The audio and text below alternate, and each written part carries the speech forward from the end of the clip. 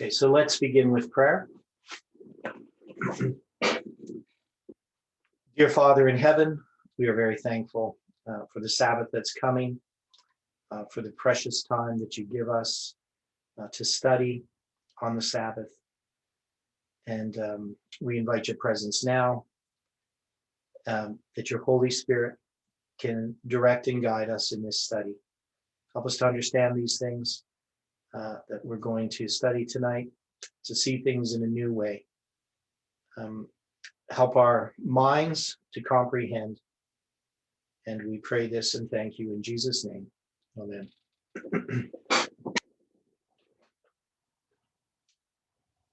So, good evening, everyone.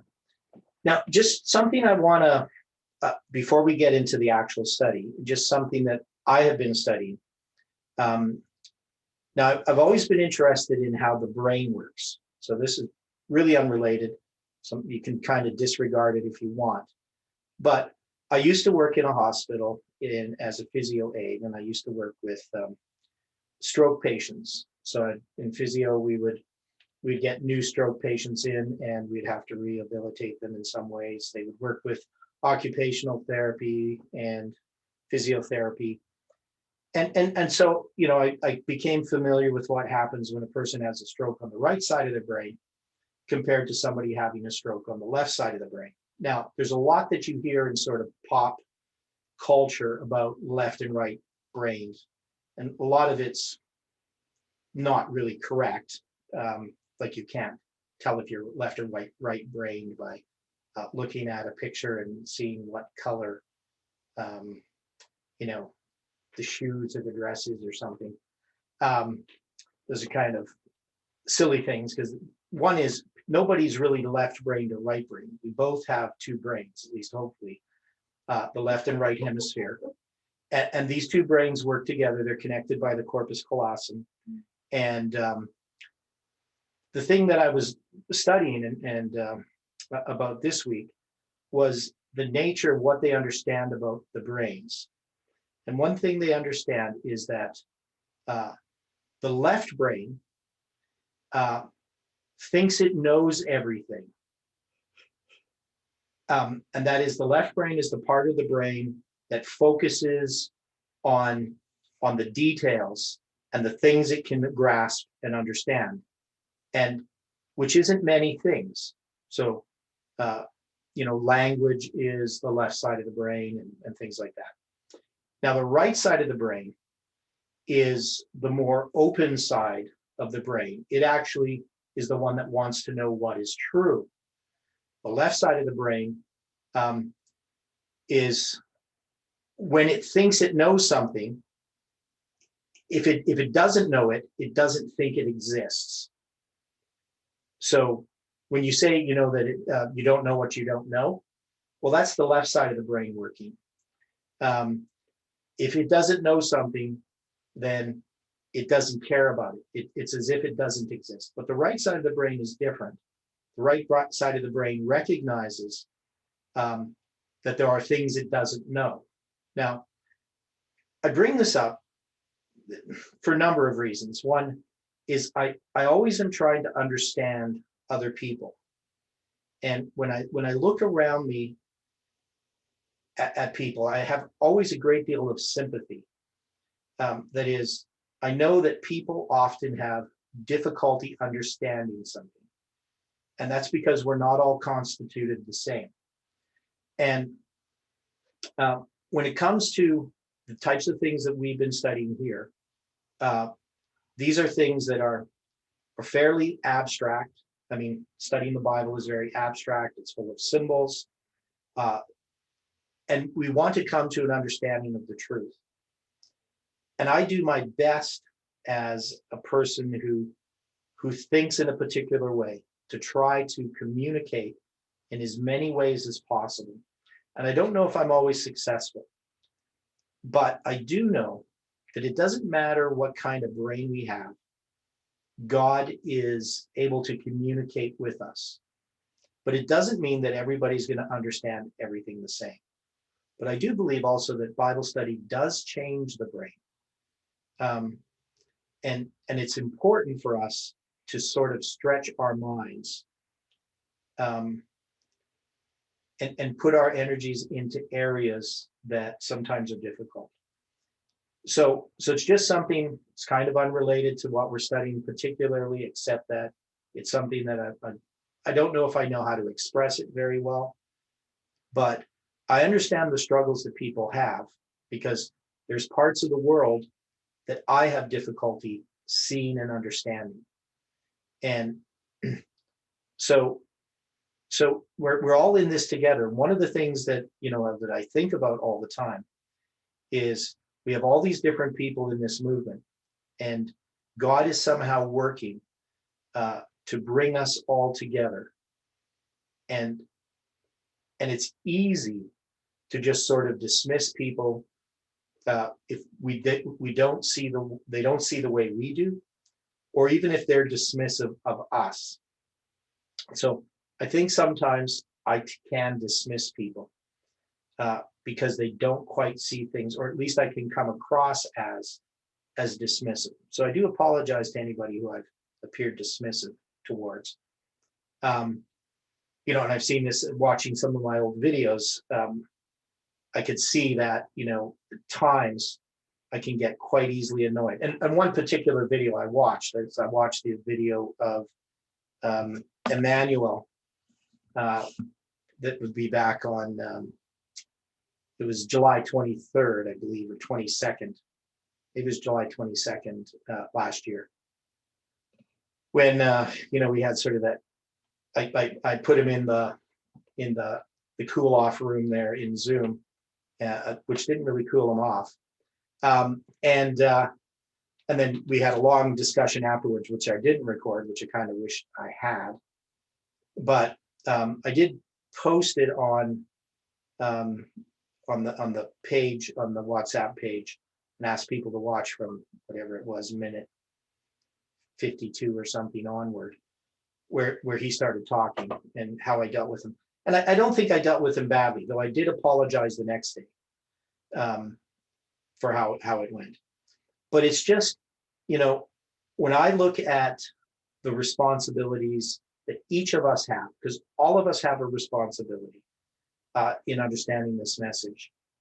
And when I look at these responsibilities, there's something more than a human can bear.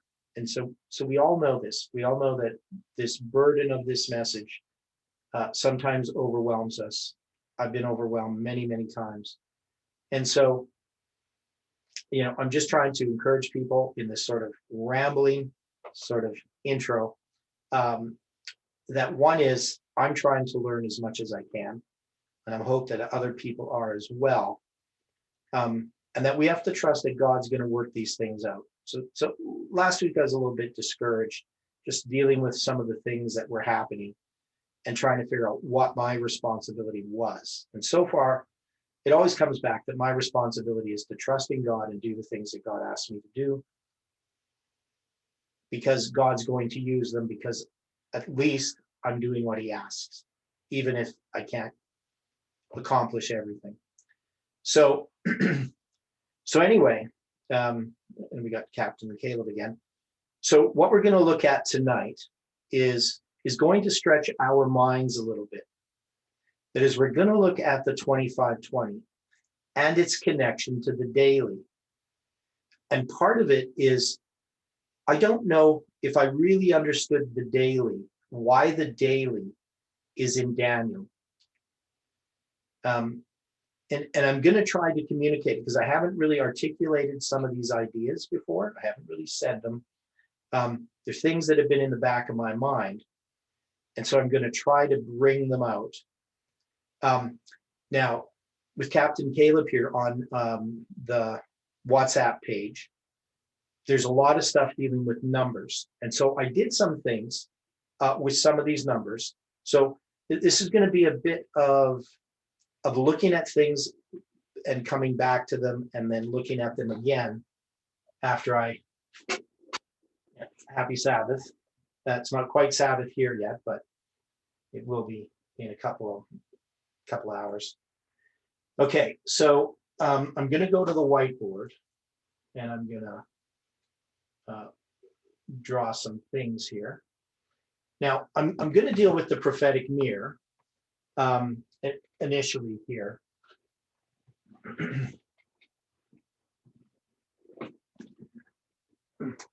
So we've looked at this prophetic mirror in different ways many times. Now we know we have all these different dates: 742, 723, 677, and I'm going to put 457 in here, 538, 1798, 1844, and 1863. Now, why do I have these various dates on? So what's this date? These are, of course, are all BC, the first 4 dates.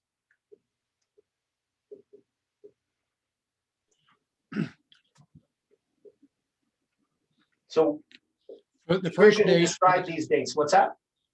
Okay, the first date is Isaiah's prediction that unto 65 years shall Ephraim no longer be a people. Okay, so this is the 65-year prophecy. And this 65-year prophecy, what is it about? I mean, we know it's about the 65 years that's given to start the 25-20 for Judah. And it's also the period in which the 25-20 for northern Israel is going to start. It's removing the pride of the power of Israel and Judah. Okay, yeah. So this is going to be the pride of the power. And now that's what it's prophesying. Now, many people, when they read it, they think that this is about Ephraim, because it says within 65 years shall Ephraim be broken, that it be not a people, etc. But it's actually addressing Judah. And how do we know that from Isaiah chapter 7?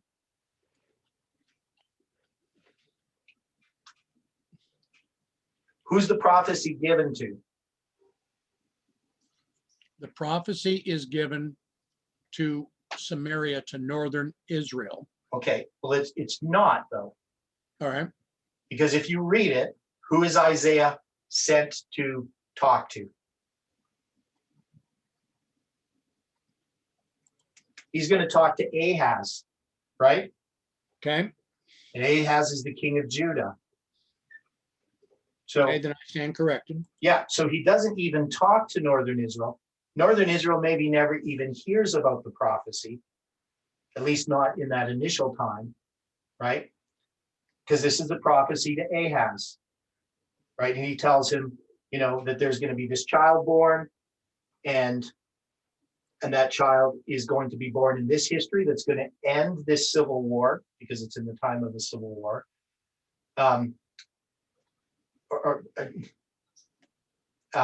It's connected to this. Now, the child is going to be born in this history, but the child that's going to be born in this history is going to be taken captive in 677 BC. And that's going to be Manasseh. So even though we use it as a prophecy dealing with Christ, being the virgin shall conceive, I've done studies that show that that virgin is referring to Israel itself and not to a particular woman, but it's using the name of Manasseh's mother, Hephzibah. And you see that in Isaiah 62, where it talks about the land shall no more be called desolate. And it shall no more be forsaken, but it shall be called Hephzibah and Beulah, right? So you have Hephzibah, which is the name of Manasseh's mother, being used as a type, or as a symbol. So Manasseh becomes this symbol. And of course, it's ultimately dealing with Christ. So this is one of the things when we deal with Isaiah chapter 7, we know that this is actually a prophecy ultimately about Christ's birth. But we don't, most people, well, actually, I'd say almost nobody on the planet understands the connection between this prophecy and Christ in how it's accomplished through these time prophecies. That is, they ignore the 65-year prophecy, which is what it's talking about, because when he gives the prophecy about this virgin shall conceive and bear a son, and they shall call his name Emmanuel, and butter and honey shall he eat till he know to choose the good and refuse the evil. And before the land is forsaken of both her kings, right, he shall know to choose the good and refuse the evil, right? So there's this prophecy here, but it's actually an explanation of the 65-year prophecy. But people just don't know that. But then also to understand how Manasseh becomes a type of Christ, and in what way and why. There's a whole bunch of issues. Now, what is the issue here in Isaiah 7?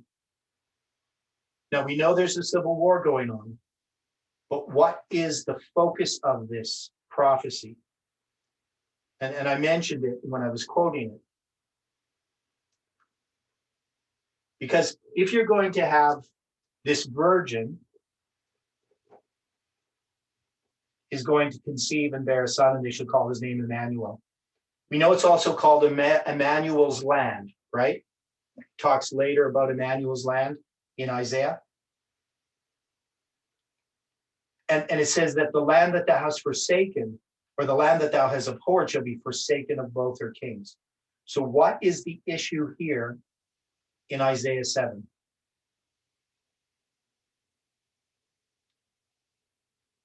What is this all about? What is the 25:20 about? It's about the land. It's about the land, right? Because this virgin is the land. That's the land, right? Now, it's the land, and it's also, by implication, the people that dwell on it, God's people, but it's connected to the land because God gave them the land as promised, and he gave it to a people. And the people were supposed to treat the land in a particular way. They needed to have the land rest every 7 years. Now, they did that for a long time, but after they had a king, they no longer allowed the land to rest. And so we know that this is a result of what happened back here in 1097 BC when Saul becomes king. Because when Saul becomes king, the land no longer rests. And so there's a prophecy or a period of time connected with that that's going to address when Daniel's taken captive. Now, in looking at these, we've looked at this prophetic mirror and these different dates in various ways. One is we looked at the fact that each of these years has a 13th month that precedes it. So in the spring of 742 BC, they have a second Adar or a V-Adar. So Adar is the 12th month, they're going to have a second Adar. And the same in each of these years. Now, every 2 or 3 years, they will have a second Adar. So the chances that this would occur is roughly 1 in 2,000, that if you took 8 random years, that you would have one of all 8 of those years having a 13th month in it. That would be 1 in 2,000. I think it's 1 in 2,063 or something. But it's not just that. We know that each of these years in the prophetic mirror, they have the closeness of having that 13th month added is basically about a 24-hour period. That is, if because it has to do with the new moon and the spring equinox.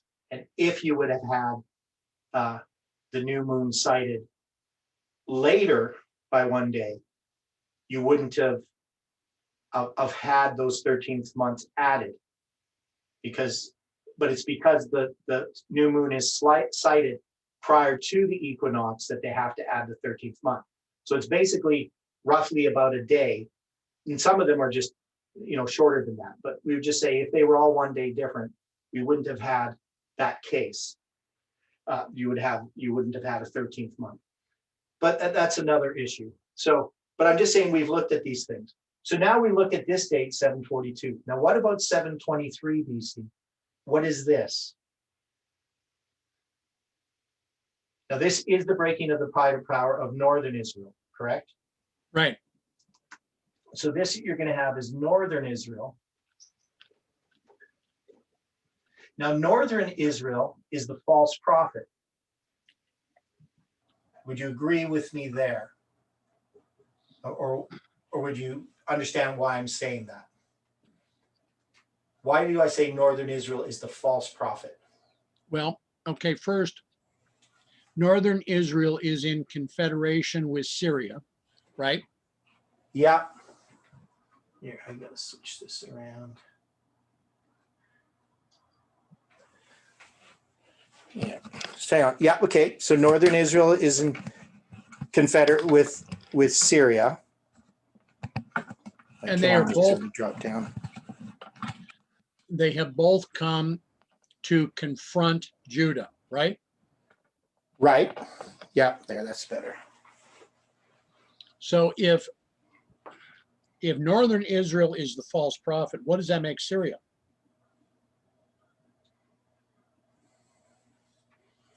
Does that make Syria the beast?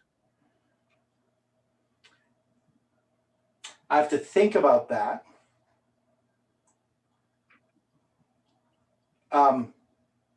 Because you also have Assyria, right?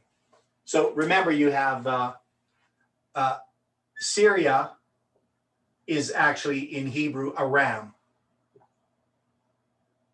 right? And then you have Assyria. Assyria is a different power. And so who is Assyria?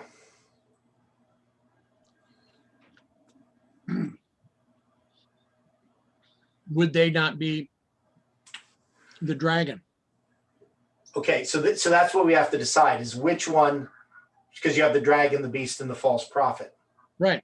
So in this case, who is Judah going to appeal to?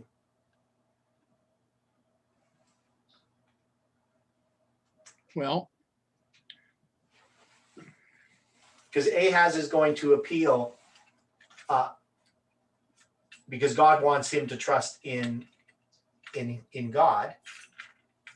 But who is Judah going to trust in? Egypt. Okay, well, they're going to trust in Assyria, right? So Ahaz is going to look at the king of Assyria is going to save him from northern Israel and Syria. And what's going to happen, though, instead?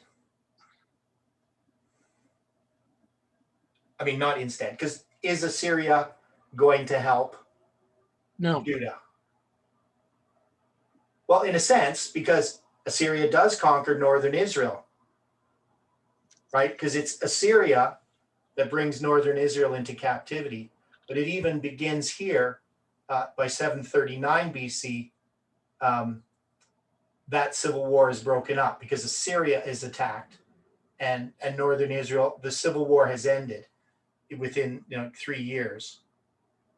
Then can we address these as being the false prophet, the beast, and the dragon? Yeah, I think we can. Right. So the question is, which one's which? If northern Israel is the false prophet, northern Israel makes an alliance with Syria to come against God's people. The question is, who is that? And we also know that we have here, so we have some complexity here. One is we know that Judah is the king of the south and northern Israel is the king of the north, right? So one is it's a battle between the king of the north and the king of the south. All right, but I guess I'm looking at this from the perspective of Elijah. Okay. Because with Elijah, you had the priests of Baal, you had the priests of the grove, but you also had Jezebel, Right. and Jezebel was kind of hidden back. Yeah. And the reason I was using, when you're bringing that northern Israel was the false prophet, and Syria or Aram is in the picture, then Assyria is also kind of holding back. They're kind of removed, almost like Jezebel was, because they're not as directly involved in 742 as they become involved in 723. Right. So So I would say that this parallels who then? I haven't totally worked that out. I mean, I'm interested in your viewpoint. Yeah, well, I haven't actually thought about it in this sense before either. But I would say that Assyria would be more likely to be the papacy, because it's not so much what northern Israel is doing. And that's the thing is, and I'd have to think about it, because Judah is who? Who's Judah? Judah being the beautiful land, or being God's people at this point. Right. So this is the Seventh-day Adventist Church. Okay. This is apostate Protestantism. Now, it's all going to be over here in 1798 that you're going to see the 2520 here. This is 1260 and this is 1260. Right? So it's not very proportional here. But you're going to see that this 2520 for northern Israel is divided into two parts. And that what happens here with northern Israel is going to end here, which is the false prophet, is the United States is going to arise here, and it becomes the false prophet, right? But we can attach northern Israel as the false prophet for a number of reasons. One is it's always in apostasy. It's worshiping the two golden calves, one in Dan, one in Bethel, right? So northern Israel is in a sense God's people, but not in a special sense God's people. That is, just like you could say Christianity, Christians, Protestants are God's people, but not in the special sense that Seventh-day Adventists are, because Seventh-day Adventists are God's denominated people. Right, so northern Israel as a symbol aligns much more with apostate Protestantism than it does with Seventh-day Adventism. And that should be pretty obvious. Like it shouldn't be something that we have to stretch our minds to see. So anyway, we're going to leave that point aside for now. So it's something we're going to have to think about, whether Assyria or Assyria one. See, I would take the position more likely that Syria represents what we would parallel as the world, and Assyria would more be the church, but I could be wrong. You could maybe flip it around the other way. So now 677 as a date, what is this addressing? The taking of Judah and breaking the pride of the power. Yeah. There. Yeah, so this is just the beginning with southern Israel.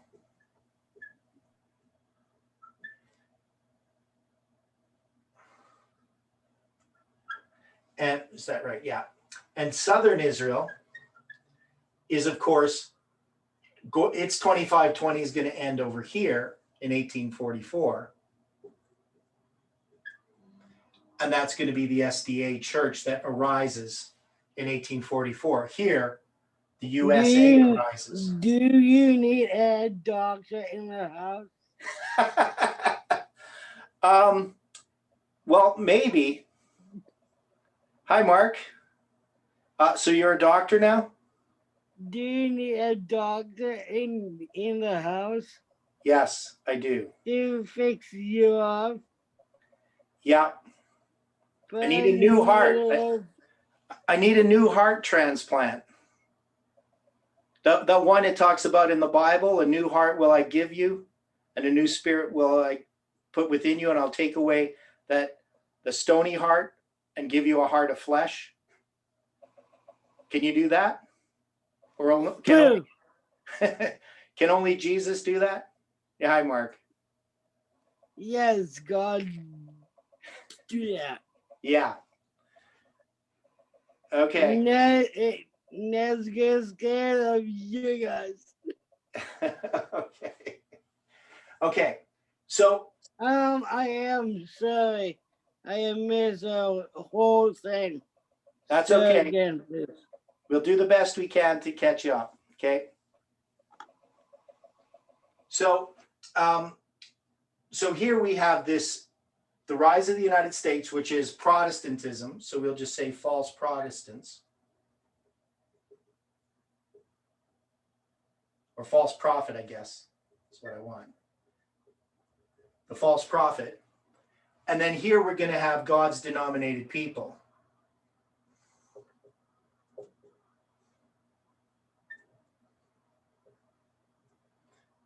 But they become denominated in 1863, right?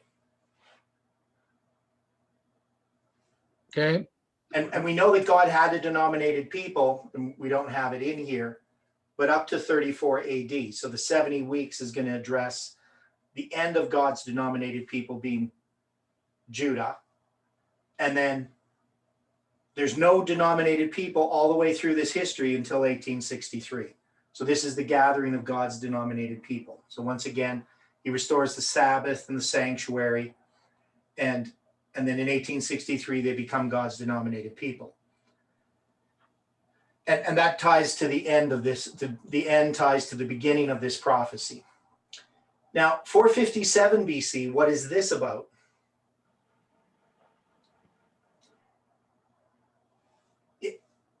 Now, notice this is now within, is this connected to the 2520 for Judah or the 2520 for Northern Israel? For Judah. Yeah, so this is for Judah, right? And we know there's 220 years here, and that's going to give us these 2,300 years here, right? So again, this is addressing Judah. Now, this period here, from 677 to 457 BC, you know, I sort of always assume that people understand this history, but I really shouldn't do that. We know there's 70 years from Manasseh's captivity in 677 to Daniel's captivity in 607. And these 70 years, this is a period of probation.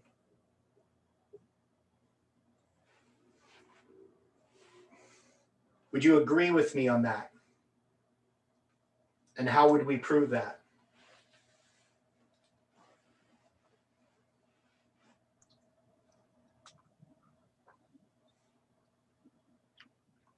Yes, I would agree with you.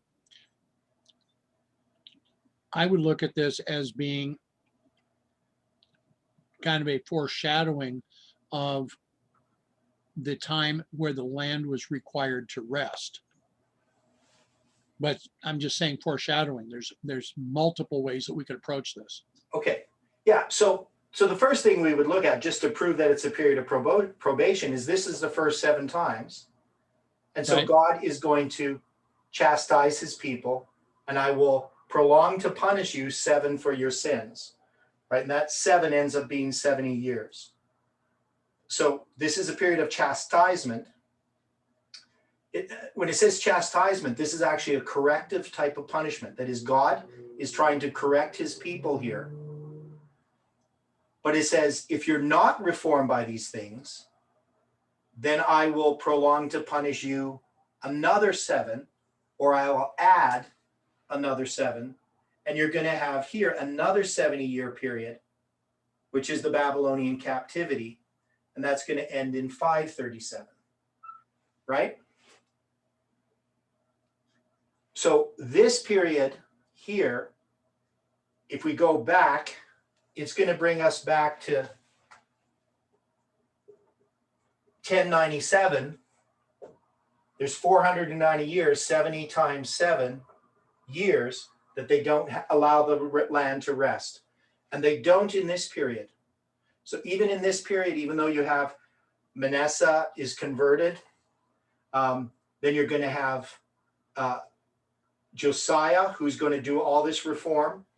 In spite of all that, they're still not returning to observing the sabbatical rest of the land.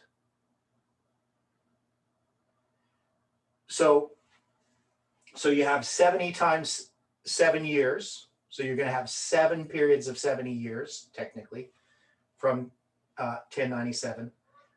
And then you're going to have another period of 70 years that are going to be added. So this is the period of probation, and this is the punishment. Now, the word that's used in the second 7 times is different Hebrew word than the one that says, I will chastise you. This one is a punishment. This one's a chastisement, which is a period of correction or probation. This one is not a period of probation. Once Daniel is taken captive, a series of events are going to follow. And that is the third 7 times and the fourth 7 times. So the third 7 times is in 597, and that's Jehoiachin's captivity. Right? Along with Ezekiel, he's taken captive at the same time as Jehoiachin. Now, this 7 times is going to end where? Where does this? So Jehoiachin's taken captive. So the first 7 times is a period of 70 years. And it's added to this period of 70 years to make a period of 140 years. Right? 70 plus 70 is 140. And so these two have the word prolong. It's the word yasif, which is translated as more in the King James. And it means to add, extend, prolong. And so these two are added together. The third 7 times doesn't have that word add or yasif, and neither does the fourth 7 times. The third 7 times uses the word, I will yet punish you 7 for your sins. And that word yet implies that while they are being punished here, God's going to add another punishment to them. And that's going to be Jehoiachin's captivity. And any thoughts on this? I don't, because I always assume people know this.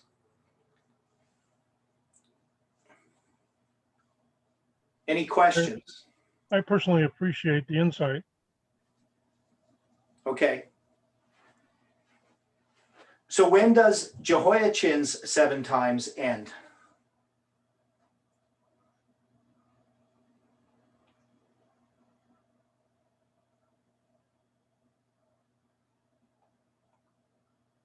Okay, what is Jehoiachin's 7 times? What is the third 7 times? Well, you're describing this first group of this 7 times or 490. Isn't that's for the leadership of all of Israel, is it not?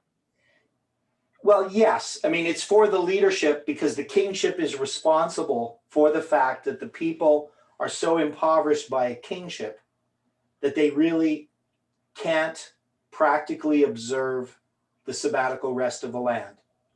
They're impoverished. The king is demanding basically that he has his money every year, and the kingship itself is not allowing the people to have the land rest. So it's the responsibility of the kingship. And that began with Saul. And it just got neglected. The sabbatical rest of the land was just neglected. Now, they're going to then have this period of 70 years in which they can change that so that the second 7 times doesn't come. But they don't change it. The reform of Josiah fails. 2 years before Daniel's captivity, Josiah is killed because he disobeys God, right? So 607, then they're going to experience wild beasts shall rob you of your children. That's the nations. And of course, that's referring to Babylon is going to rob Judah of its children. Daniel Shadrach, Meshach, and Abednego are some of those children that are taken away. And then you're going to have the third 7 times, and it's the siege and the famine that's talked about. Now, in the fourth 7 times, all of these are going to be repeated. That is the kingship. That's the end of the kingship altogether. It also has a greater captivity. So the number of people who go into captivity in the 4th 7 times, and it completes that period that's going to, and I probably should, I'm just going to move this over here just so I have more room. So you're going to have 10 years to 597, which is Jehoiachin. And then you're going to have 11 years to the next one, and that's going to be Zedekiah, right? So you got Zedekiah's captivity, and that's the 4th 7 times. So you have the first 7 times, the second, the third, and the 4th. Now, I asked the question, when does this one end? Because this one begins here and ends here. This one begins here and ends here. They both make a period of 140 years. So when does Jehoiachin's 7 times end?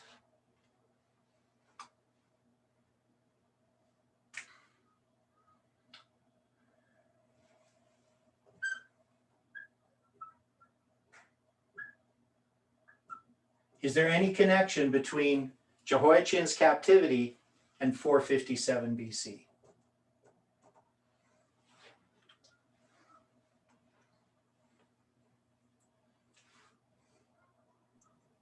You're asking a question in a way that I've never considered it. Okay, so this is the siege of Jehoiachin. And this is addressing the city. So if we looked at these 7 times, this is addressing the kingship. This is addressing the land. This is addressing the city. This one's going to address the sanctuary and all of these 3 as well, right? So you're going to have the kingship, the land, the city, the sanctuary. So is 457 BC about the city?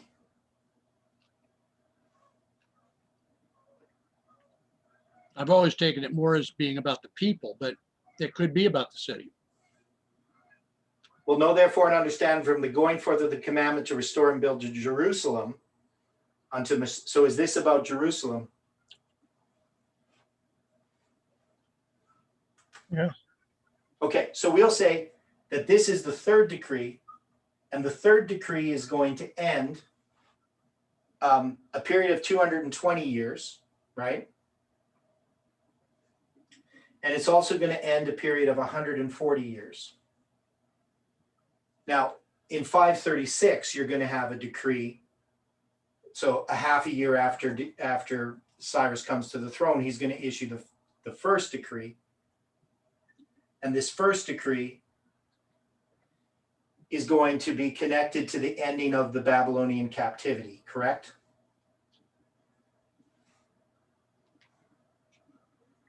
Okay, understood. Right. But it's also ending this whole period of 140 years as well, because they're added together by the word Yasef that exists in both of these 2 periods. So the first decree ends the 70 years, and it also ends this 140 years that is the addition of these 2 70-year periods. The 3rd decree is going to end the 3rd 7 times.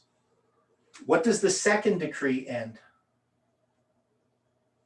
So this is Darius's decree. Does it end a period of 70 years?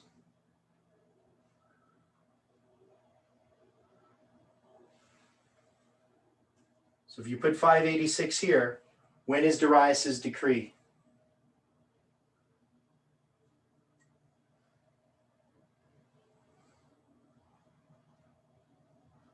How many years from 586 to 516?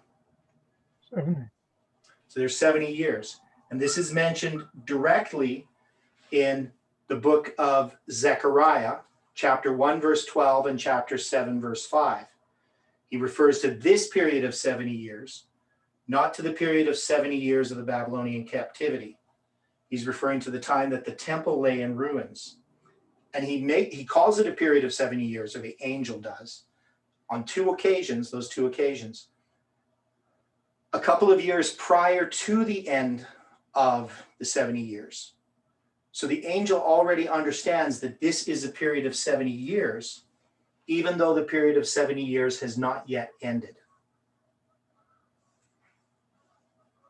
So Leviticus 26 addresses this period of time, this 220 years, and it addresses it in periods of 70 years and 140 years. So this is an important point. And I know I've presented it, and I just assume everything I presented everybody knows and understands, which is a little bit unfair. Because even if you've heard this, it may not have made sense or sunk in the first few times you've heard it. But this is really what was developed basically in 2016. We sort of had tied up all the loose ends, but maybe even in 2015. It was definitely, I had these periods of 70 years marked like this. So the paper, Why There Is Not a 20-year Period for Literal of Continual Punishment for Literal Israel, found in Leviticus 26, is actually a presentation of how Leviticus 26 is fulfilled for literal Israel, and it's fulfilled for literal Israel in this period of 220 years. But it also marks the beginning of the 2300 days with these three decrees, and these same three decrees that begin the 2300 days are paralleled in the three angels' messages that end the 2300 days. So there's this reform line here at the end. After a progressive destruction of 4, you have a reform line, a 3-step testing prophetic message that's going to follow, and that parallels this history here, basically from the end of the 70 weeks in 34 AD. The first 4 churches is a progressive destruction of 4, followed by a reform line, the three angels' messages. So there's a parallel between this history and the history of the Millerites, which I think is one of the primary histories to understand the Millerites' history, is not so much the line of Christ, but it's the line that begins the 2300 days. Now, we studied the 2300 days, and we studied the daily in Daniel chapter 8. So we're going to go back there, and we're going to try to understand, based on what I drew here, the relationship between the 2520 and the daily. So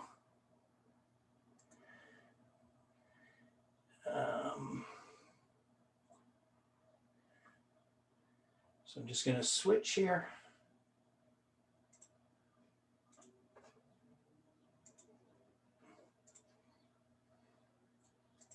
So in Daniel chapter 8, we have this study that we did on the daily, and we know that the daily is paganism, right? So we understand that in this movement. But the question is, and so I'm going to ask this question, but we're going to delve into the question. The question is, why is the daily mentioned in connection with the 2300 days?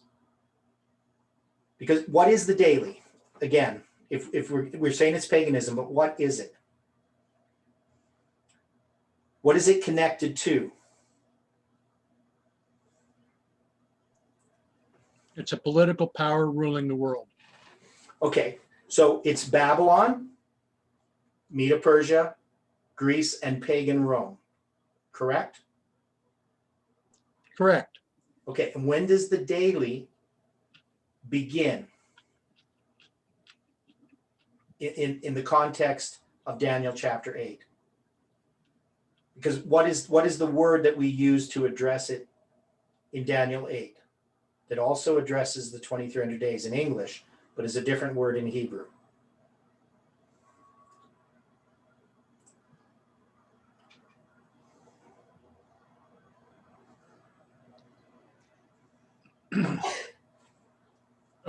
Okay, So we know the word vision. When it's the word Mara or it's the word Chazon, what is it referring to?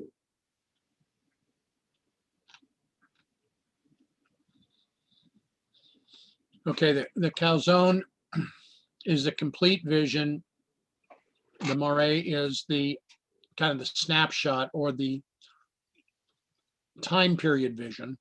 Okay, so it's the time period of the 2300 days, specifically the Mara, right?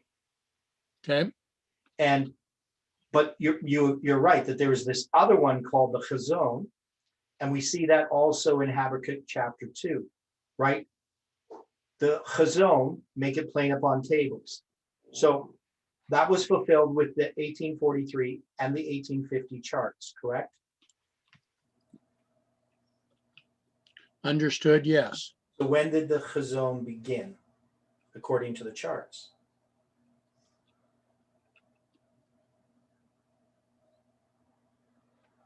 One began in 723, and the other portion of this would have begun in 677. Okay, so according to the charts, when does it begin? Do the charts have 723 on them? No, they have 677. Right. So according to the charts and according to the prophecy, write the Chazon, make it plain upon tables. This is not talking about the 2520 for northern Israel. Would you agree with me or not? No, I'm not disagreeing with you because this was one of the differences really, especially where Edson got involved. Okay, right. Now Edson was dealing with He was dealing with the 2520 for northern Israel from 723 to 1798. which is the times of the Gentiles. Right. Okay, so we know that there's this times of the Gentiles, and that the 2520 for Judah is not the times of the Gentiles. Would we agree with that?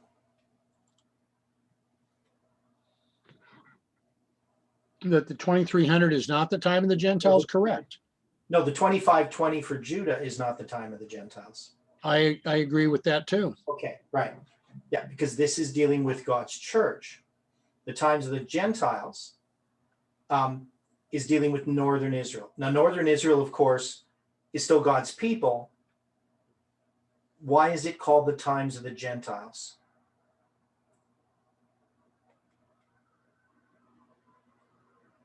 Because Jesus is the one who gives us this phrase. And this is the thing that, we just sometimes don't define things or narrow things down close enough. So what is Jesus referring to?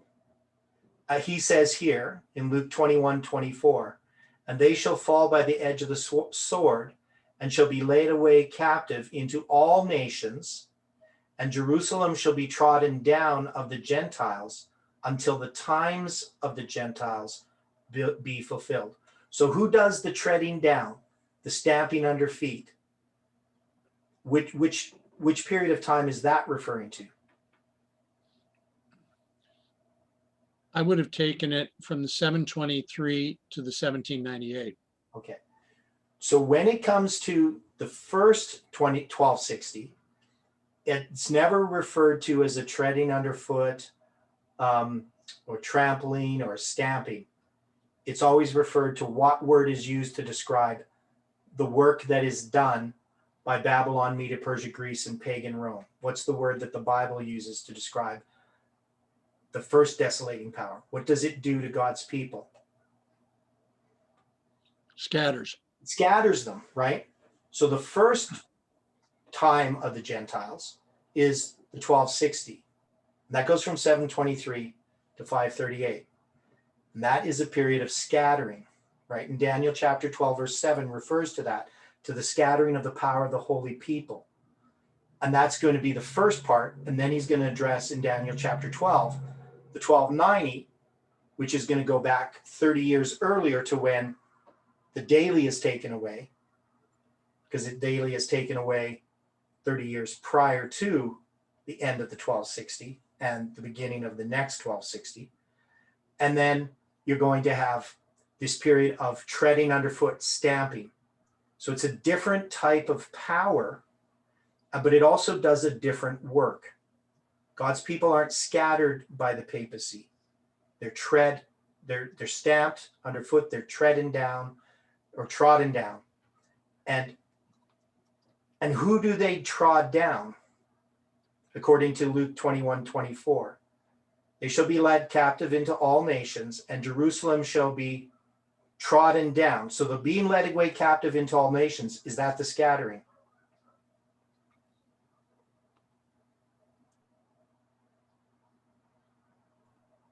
Yes. Right, so that's the scattering. And then Jerusalem shall be trodden down of the Gentiles. That's the treading underfoot, right? Right. And so who is Jerusalem in this context? God's people. God's people. And more specifically, who is it that the Catholic Church or the papacy persecutes for 1260 years, that they tread underfoot? Who is their particular target? Well, it begins with the Waldenses, but it goes all the way through to the Protestant Reformation, doesn't it? Right. But particularly the point that they're trying to deal with is the group that doesn't recognize the Catholic Church, but also really Sabbath keepers. Right. Okay. And this is well documented that the people that they were treading underfoot were Sabbath keepers. Now, when it comes to the daily, so the daily is paganism, it's pagan power, it scatters. And then you have God's people that are scattered now. They're going to be persecuted. That's what Daniel 12 is dealing with when he's dealing with these periods of time, the 1290 and the 1335. He's dealing with that period in which the papacy exists in the 1290. And then the 1335, blessed is he that waiteth and cometh. So that's going to be the people who go through that reform line and come to April 19th, the first day of the first month, and they're going to receive this blessing, which is the midnight cry that happens in their tarrying time, right? So there's lots of little threads that we need to bring together, but we've often been careless in how we've looked at the 2520, because people have often talked about the scattering and the gathering, and they've misused it, and I did myself, because the gathering comes when?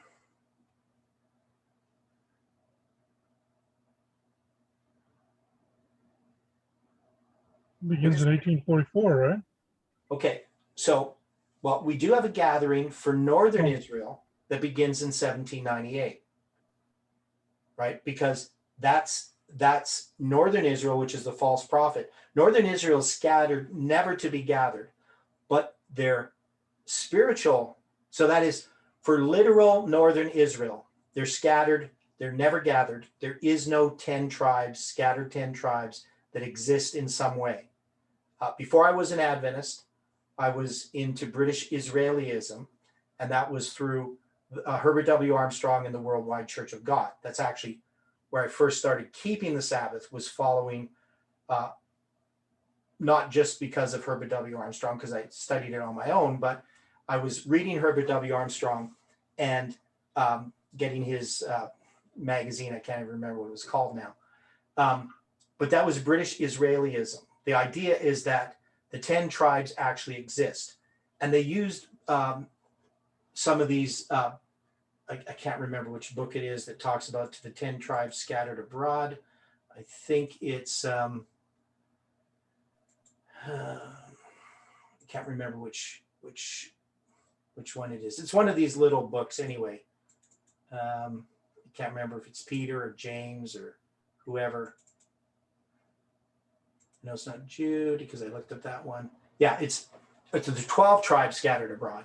That's James chapter 1, verse 1. So James is going to refer to these 12 tribes. Now, is James really writing to the 12 tribes if they didn't exist? Like, is he writing to the literal 12 tribes in James chapter 1, verse 1? Doesn't appear as he would be. He can't be. So he's using it as a symbol because he knows. Now, remember when we studied Ezekiel, what did the people in Jerusalem think about those that had been scattered, northern Israel? Remember that they said that Jerusalem is a cauldron and that they were protected. What did they think about the Jews who had been scattered, the northern Israel that had been scattered? That they were apostate, no longer of them. Right. Yeah. So they're apostate. They don't even care about them. They say they've been judged by God. We're in Jerusalem. We're the ones who are God's true people. So what is James saying when he talks to the 12 tribes which are scattered abroad? What message is he giving that Jews would not like?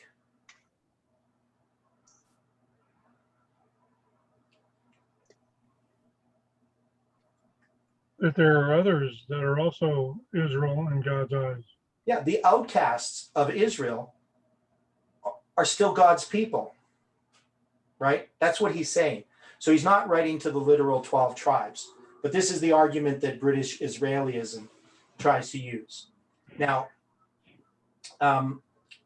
so getting back to, so when we get back to this times of the Gentiles, like Luke 21, verse 24, now he is, of course, talking about literal Jerusalem being destroyed by armies. But we know that this is a type of the end of the world, right? So the question is, why does Jesus refer to the times of the Gentiles?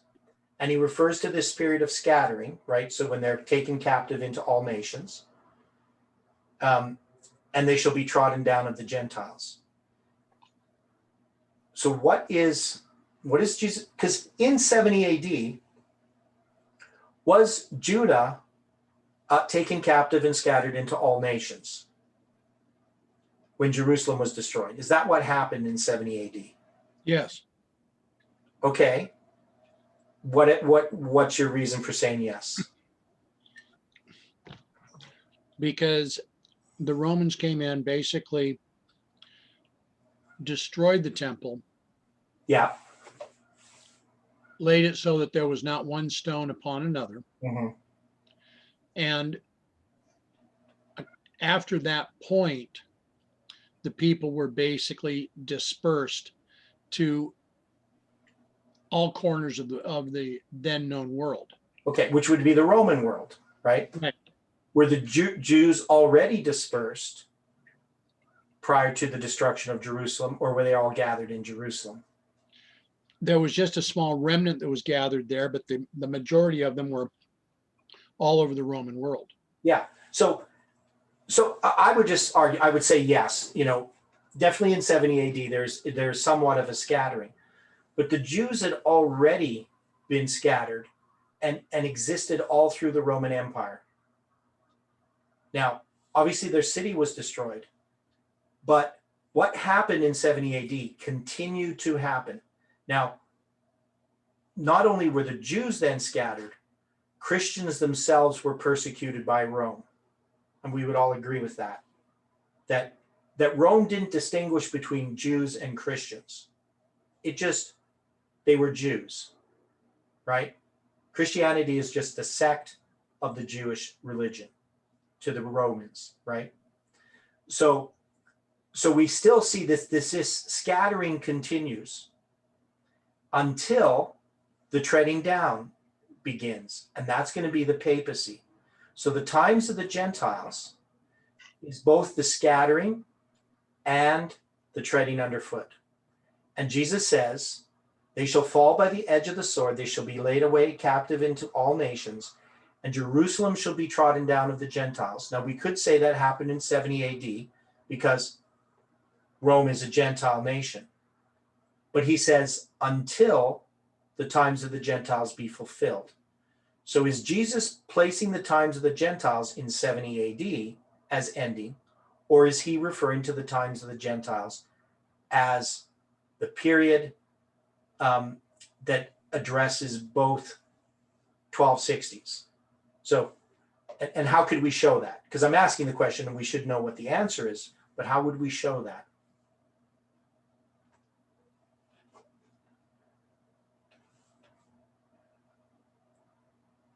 The next verse, what does the next verse say?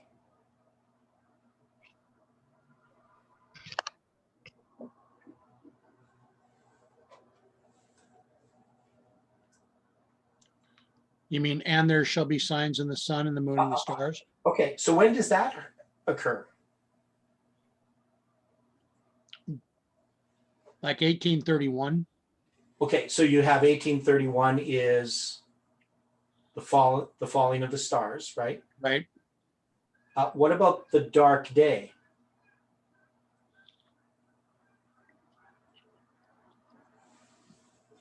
I'm just not able to bring that up to mind right now, but I remember it occurred. Okay, so the dark day, Ellen White refers to as how many years does she, because she actually is going to refer to when this prophecy is first given. Okay.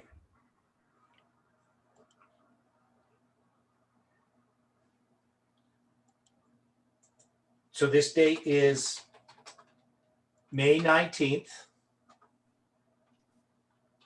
1780. So what is the dark day?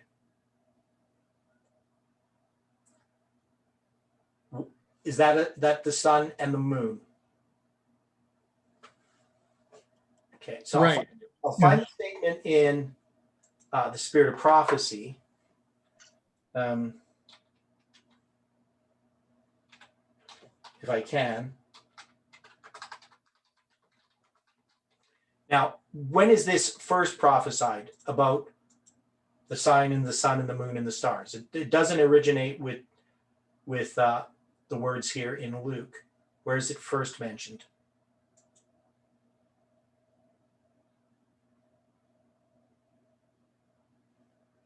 Which aspect are you referring to? When sun, moon, and stars? Yeah, when did this prophecy, which book of the Bible first gives this prophecy about the signs and the sun and the moon and the stars?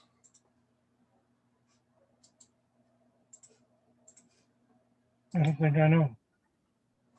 Okay, how about the book of Joel? Oh, Okay, now the book of Joel, I'm going to just show you here the quote. I'm just going to switch screens so you can see this. I'll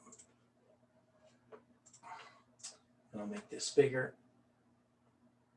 So Ellen White says, May 19th, 1780 stands in history as the dark day.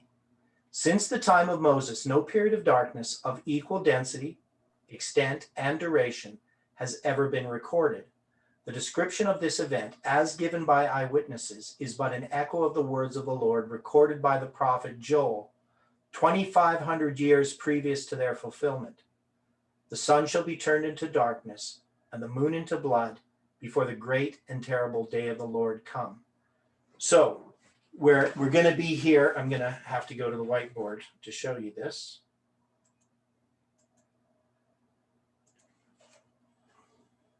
So she says this is 2,500 years before.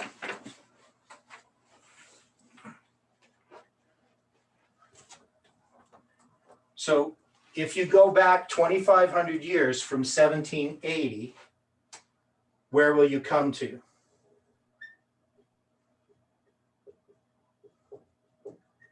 And this is the, by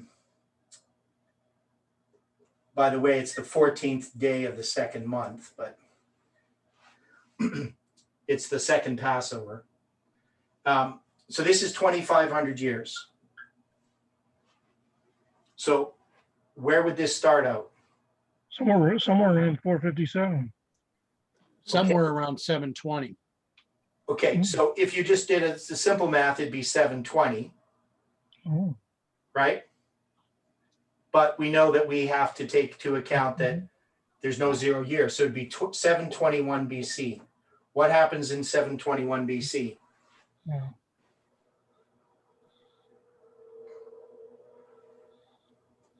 Well, Yeah, we what were just, 723 BC. right. 723 BC was northern Israel taken by Assyria. So this is actually Hoshea is taken captive, and there's a period of 2 years, and then Samaria falls. Okay. So this is the year that Samaria falls, that Joel is Joel. writing this prophecy, and it's fulfilled 2,500 years later.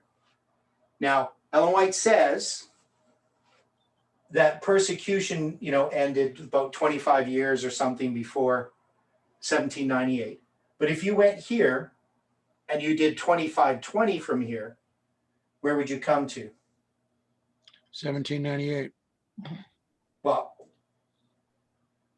I guess if you did 20, you would go to 1800. Okay. Right. Right. Technically. Right. So 1798 here would lead you back to here as being 2520. Right. But from here to here, this is 2520. Right? Right. And we can say, when did the Pope die? Because the Pope's taken captive here. Now he died 1799, right? Correct. But if you kind of looked at the scheme of things, and you could actually place him as 2,500 years from the fall of Samaria, just depending on how you're looking at this and how you're counting the years. Does that make sense? So this would be 20 years. Because we're just going to 1800, but you could count from here 20 years to 1799 if you wanted to. Okay. So what you're talking about, Pius VI, Yeah, that was taken captive by Berthier. yeah, on February. Was it February 11th or February 10th? Well, I take February 15th, but because it depends when you count him actually. Different people count it differently. But in the account that I've seen, I would say that it's February 15th. But anyway, so Pius is taken captive and he dies when? He dies August 29th of 1799. So if you went on a Jewish year, February 15th would be where? Just a moment. That would be it would be before the end of the Jewish year, and it wouldn't be until the spring that you would get the next year. But if you go to August 1799, is that 2 years away from February 15th, 1798 on the biblical calendar? Okay. You understand what I'm saying? I'm looking this up as we're going. What you just asked, if I'm looking at the biblical calendar, Yeah. the Pope was taken captive on the 28th day of the 11th month. Right. And then Which year? Which biblical year? And I'm using Gregorian of 1798. okay, but just look at the biblical year. Biblical year is 5842, Okay. 11th month, 28th day. Yeah. And so when he dies,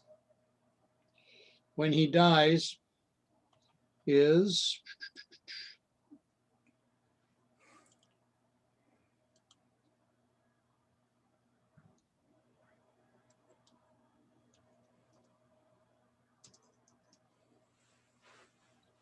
he's using again using the Gregorian year. That would be biblical calendar year 5844, right. 5th month, 27th day. So one is 5842, and the next one, which is in 1799, is 5844. So how many Right. years later is it? It's 2 years later. right?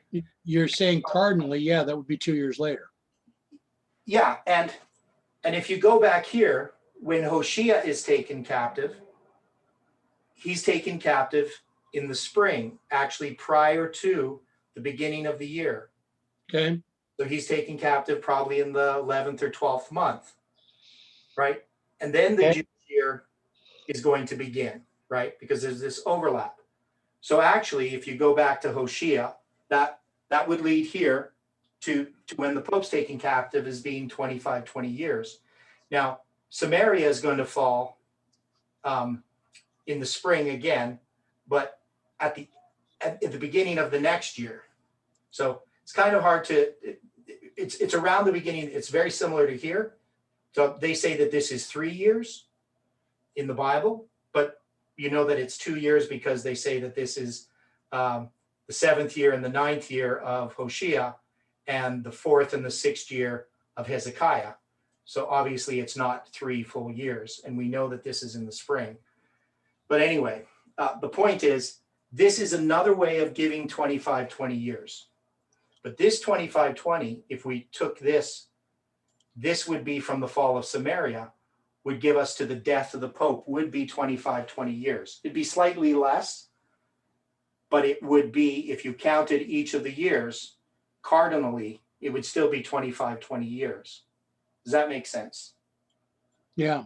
Okay, so this is just another way of showing the 25-20 for Northern Israel. But Now- yeah, Okay, so between the day of his captivity to the day of his death, not counting the day of his death, would have resulted in a total of 560 days. yeah.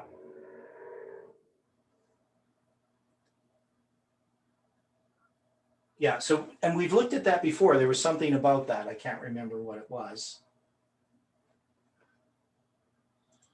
But anyway, you can see that there are some interesting details here that we sort of miss out. We miss out on. And so Ellen White is describing the 25-20 here, but in an indirect way. But it's the 25-20 for Northern Israel. And at the end of that period, you're going to see the Protestant revival that Miller is a part of, that gives them that opportunity under the first angel's message.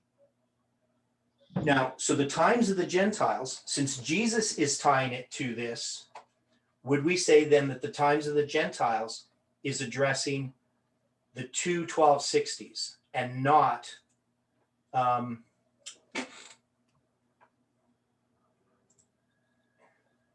the 25-20 for Judah?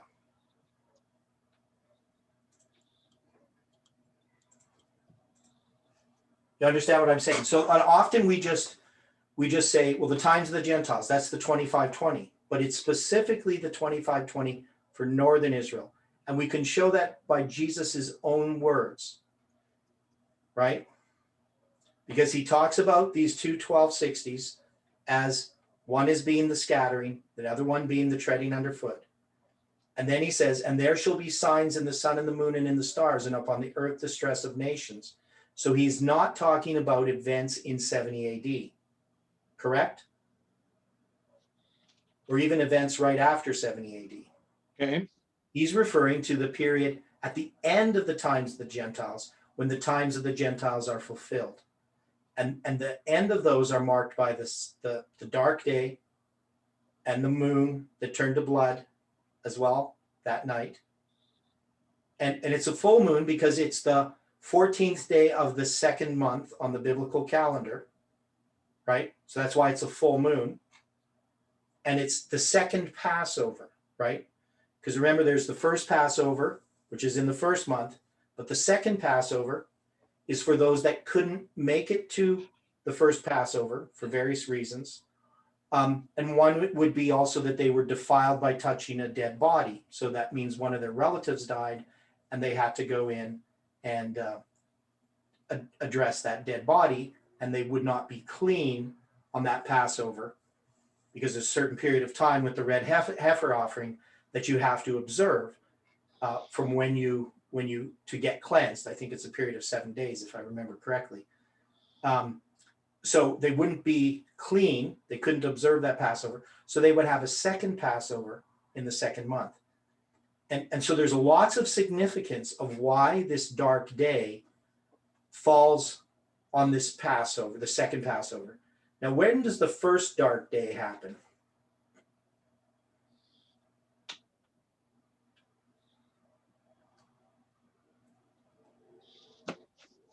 And you're referring to Jesus' death on the cross? Well, no, I'm referring to the Exodus. Uh, Which plague is that?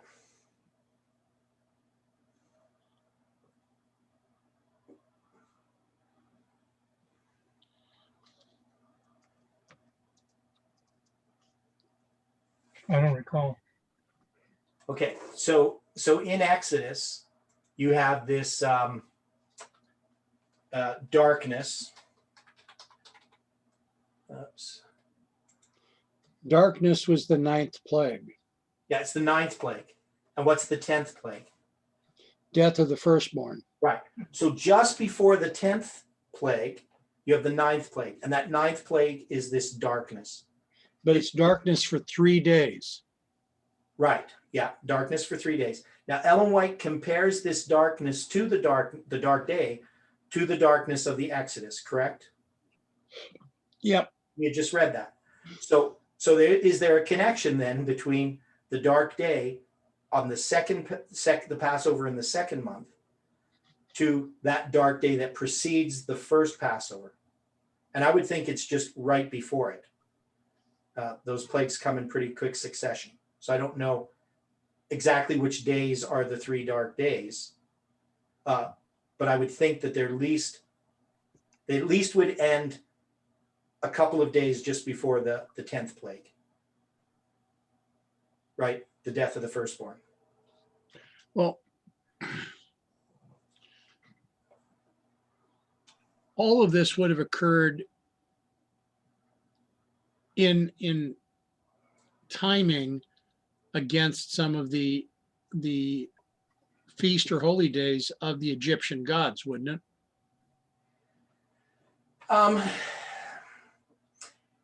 I don't know. The problem with that is we hardly know anything about what feasts or holy days they would have been keeping at that time, at the time of the Exodus. A lot of the knowledge we have about the Egyptian religion and their, the gods and stuff they worship is much, much later. That is, not much survived from that period. So and the Egyptian religion changed quite a bit. So yeah, I don't know if particularly you would say that it happened in connection with particular days, because we just don't know enough. I mean, it's possible. Now, when we go back to the Exodus, one thing I haven't really done too much is looked at the Egyptian calendar in connection with that. One is, for some reason, Troy, even though I asked him to, he didn't put the Egyptian calendar on the calendar converter. But you can just look at it in some other calendar converters. So the one that I usually use, I'll just show you here. So if somebody wants to do this research, they can. This calendar converter is called the 360 calendar converter, 360-day calendar converter, a guy who believes in a 360-day year. So he's got some strange ideas, which I wouldn't agree with him on. But he does put together all these different calendars. But he doesn't have the biblical calendar. He has obviously the rabbinic calendar, which he calls the Hebrew, but it's really the rabbinic. And then he has the Egyptian calendar. So if you go back to 1533 BC, and you go back to the Exodus itself, it's going to happen on the day that they leave is April 26th. So I'm just going to move it here. I don't know if you can see this too well or not. But maybe that's a little bit better. So here I just put, now the rabbinic calendar is a month off in that year. So they have it as the second month, the 15th day. But the date is Gregorian is April 12th, but the Julian date is April 26th. And it's the 15th day of the first month on the biblical calendar. And that's the day that they flee Egypt. So if you go back one day earlier, that'd be April 25th. That's the day that at sunset. So on the 13th at sunset, April 10th, is when they're going to slay the Passover lamb. And so you're going to have this. Now, if you just look at the Egyptian month, it's going to be their 8th month. It's the first year of their Sothic cycle. It's the 17th day of the 8th month. Now, I don't know any particular way of telling what feasts they kept or anything. I know this is just a bunch of detail that probably doesn't mean much to anyone else, but if somebody wanted to look at it, is there something about the month Farmoti, the 8th month? And you can see also this month is called For Peret. So the Egyptian calendar is rather confusing, but I don't know of any feast that would be connected with the dark day. Maybe, if we could find that there was like a sun worship period, but it's the middle of the month, basically, that about when this dark day was happening. Does that kind of answer your question? I know that's a really roundabout point. Well, now what I was trying to consider, as I had understood it, the Egyptians used a 360-day calendar, but they would add 5 days at the end of their calendar for the birth dates of their key deities. Yeah, and they're actually, well, yeah, there's different views about what they did with those 5 days. Okay. Some thought they were superstitious days, that they just didn't, like bad things could happen on those days, things like that, but they just weren't counted at all. Right. So, Okay. so yeah, I don't know. I mean, I haven't heard that they set them aside for worship of certain deities. But anyway, the point is it wouldn't have been during those 5 days. It'd be interesting if it had been. Right. But yeah, you're going to have to see that apagomenal days, the 5 days period, that's going to happen, like 4 months later. 4.5 months later, because you got the 9th, 10th, 11th, 12th, and then you're going to have those 5 days there. So it doesn't happen in 1533 when the Exodus occurs. It doesn't happen during that period of time. And it wouldn't in that period because their calendar is going to drift, but not that much. Even if somebody proposed, well, maybe the Exodus was 40 years later or something, or even 100 years later, it's not going to drift that much, right? So it drifts gradually because it's really, it drifts 1 day every 4 years from the Julian, because it just doesn't have the extra leap year that the Julian calendar has. So anyway, so getting back to this idea that we're having here, because what I'm trying to do is connect Daniel chapter 8 to this chazon, right? So we have this period of time, which the 2300 days is a part of. And the question is the chazon there the times of the Gentiles, right? Is it the 2520 that for Israel, or is it the 2520 for Judah, right? And my argument, based on what Ellen White says and Habakkuk, so when was the book of Habakkuk written? Does anybody know? So Joel was written at the time that Samaria was destroyed. When did Habakkuk write? So there's differences of opinion about it. Habakkuk's a little bit difficult to date.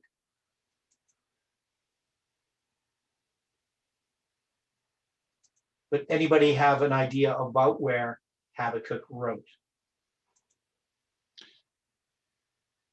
Wasn't it about 800 BC? Okay, so you're putting him even earlier. Well, Some people put them earlier. Some people try to.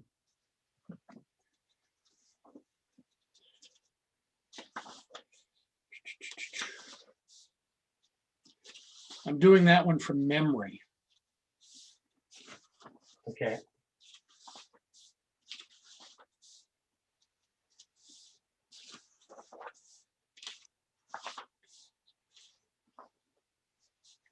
Habakkuk. Usher would have it about 6:16. Okay, yeah, so that's more where I would put it. And now, a lot of it depends on the clues, because he doesn't date anything. But he's going to be somewhere after Manasseh's captivity has occurred. And during the time of Josiah. Okay. And that would make sense based on the topic of the book. So if he's talking about Chazon, what is he referring to? Write the vision, make it plain upon tables. And also, which vision tarried?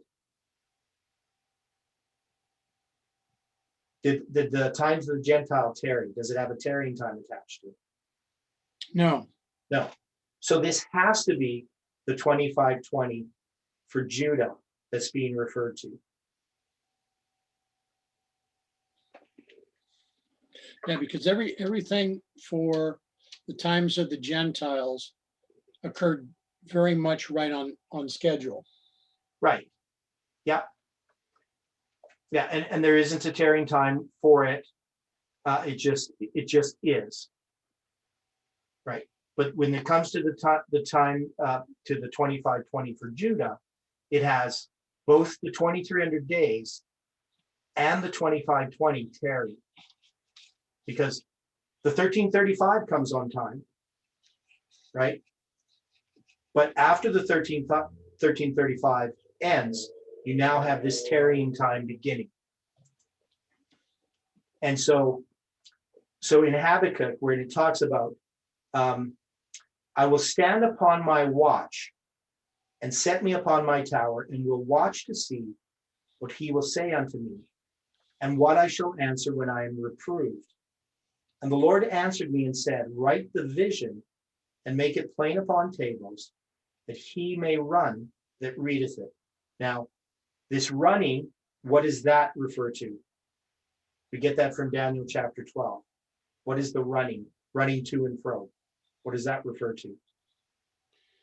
More searching the scriptures. Right, it's talking about searching, right? So running is a descriptive Hebrew verb that refers to not running like we think of it. Because some people take that as he that run that readeth it means he runs with the message. But if they talked about them running to and fro and knowledge shall be increased, we can see that they use it as an idiomatic expression to refer to running through a manuscript. And we even use that term sometimes. I ran through the letter, and I ran through the article. We just don't really think about it, but it means to search. Now, in this case, we would run through it. We might even think we just hurried through it. But here, this running is to search diligently. And in Daniel chapter 12, it's running to and fro. So again, it shows that this is searching. It says, for the vision is yet for an appointed time. Now, we know that the vision was for an appointed time. Now, what is that word when we look at this that's being referred to? What's an appointed time? Time when it's supposed to have occurred. Okay, well, yes, but that's not what it says in Hebrew. An appointed time is a moed. And so this is moed. And what is a moed?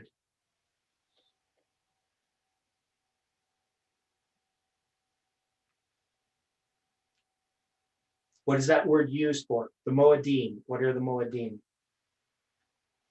in the scriptures? It's the feasts, right? Okay. So the word means properly an appointment that is a fixed time or season, specifically a festival, conventionally a year, by implication an assembly as convened for a definite purpose, and technically the congregation, so sometimes the congregation, or the place of meeting. So there's appointed time or sign, place of solemn assembly, congregation, set solemn feast, appointed due season, all these different ways it's translated. So when he says that they're going to run that readeth it, so the prophetic chart's going to have some dates on it, and somebody's going to search that. He's going to search this chart, and he's told that the vision is yet for an appointed time or a feast. So what is the vision? What is the feast that it was fulfilled at?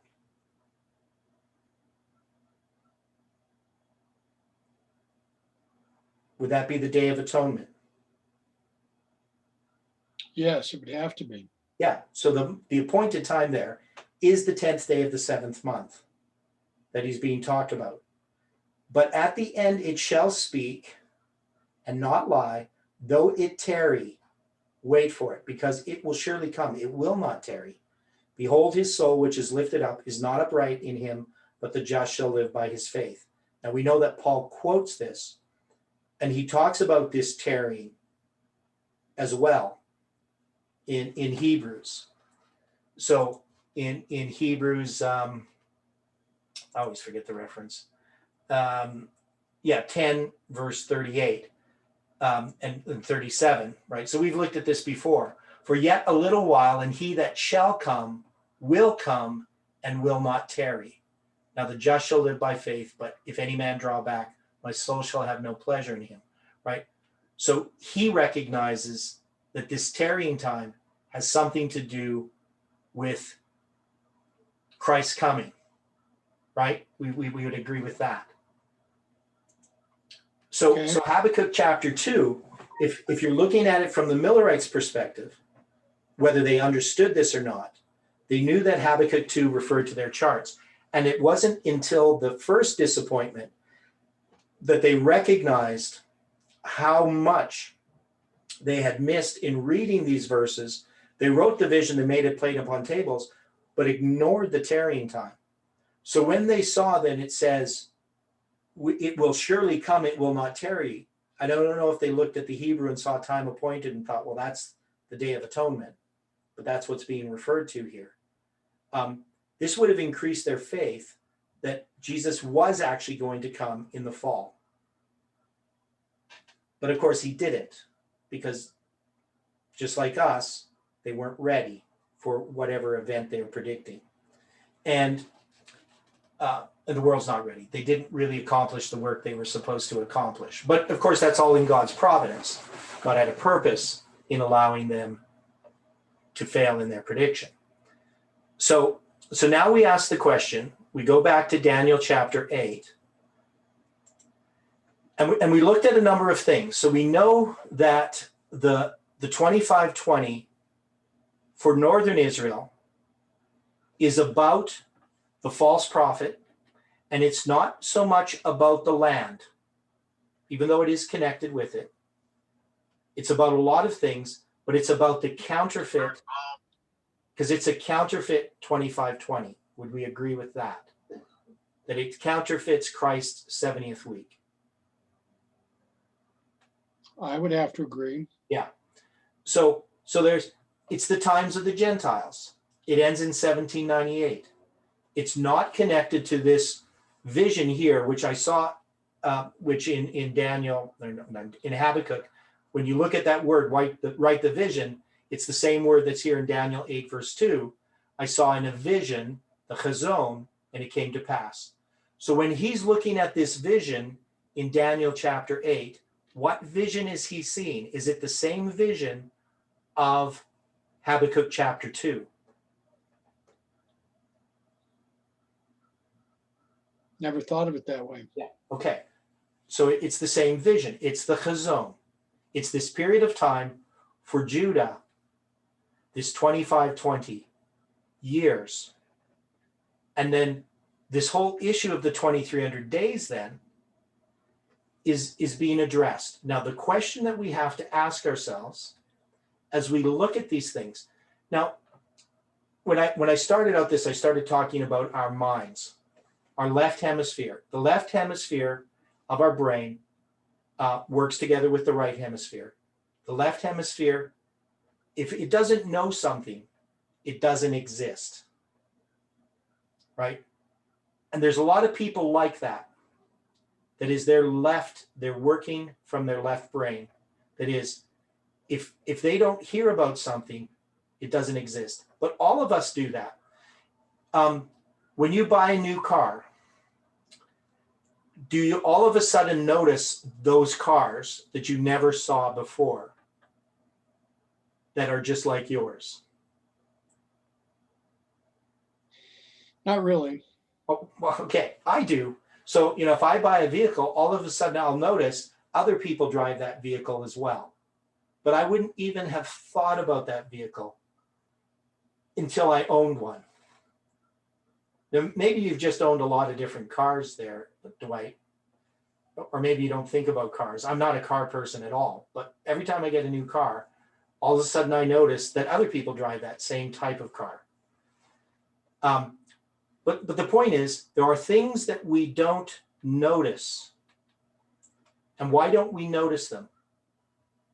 It's because our left brain, which is trying to make sense out of the world, it's trying to bring everything into focus. When we bring things into focus and we study something, it often inhibits our ability to see things that are hidden. And so we need the right side of our brain, which is able to know, the right side of the brain knows that there are things it doesn't know. The left side of the brain doesn't know that. So the right side of the brain is more concerned about truth and understanding and questioning and searching. And we need both sides of our brain to work in order to understand God's word, because we do need to focus on the details, but we also need to see that there's some things that are hidden that we can't see. And just because we can't see it doesn't mean it doesn't exist. The left side of the brain says, I don't see it, it doesn't exist. The right side of the brain says, I know there are things that I can't see that do exist. And so it's important to understand that when we study, we have to challenge ourselves to see things that we wouldn't have seen before. Now, God does this in lots of different ways. One is he brings us through experiences where all of a sudden we notice something because we've experienced it. And now we start to see it everywhere. We start to, once we understand the 2520, do we start to see the 2520 in places we never would have expected to see it?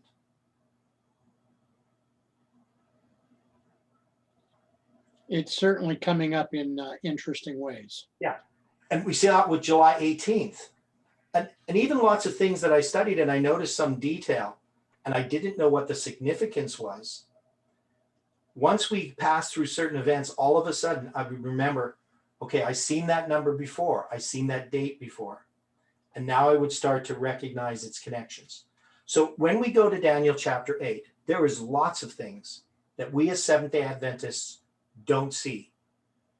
We don't see, we see their sanctuary animals, ram and a goat, but we don't see that they're deformed and unfit to be sacrificed. We don't see this self-exaltation and usurpation that increases as each of these kingdoms conquers the other. And we know that this is addressing spiritual aspects of these nations, not just the political aspects of these nations, because this is about the little horn power. It's about the daily, which is paganism, that's religious, and the abomination of desolation, the papacy, that's religious. And that's why these sanctuary animals are being used, but we don't see some things in it. And now, then when it comes to the daily, we would say that the daily, and Miller understood that the daily, he started it in 677, right? And so when he dealt with the 2520 and the fact that you're going to have 1260, what he did is he had from 677 to 538, and then he had from 538 to 1798 is 1260 years. And then he added 45 years onto the end. So when you look on the 1843 chart and it has 45 years, you know, it says 1335 minus 1290 is 45. What did Miller think the significance of that was? What was the 45 years to Miller?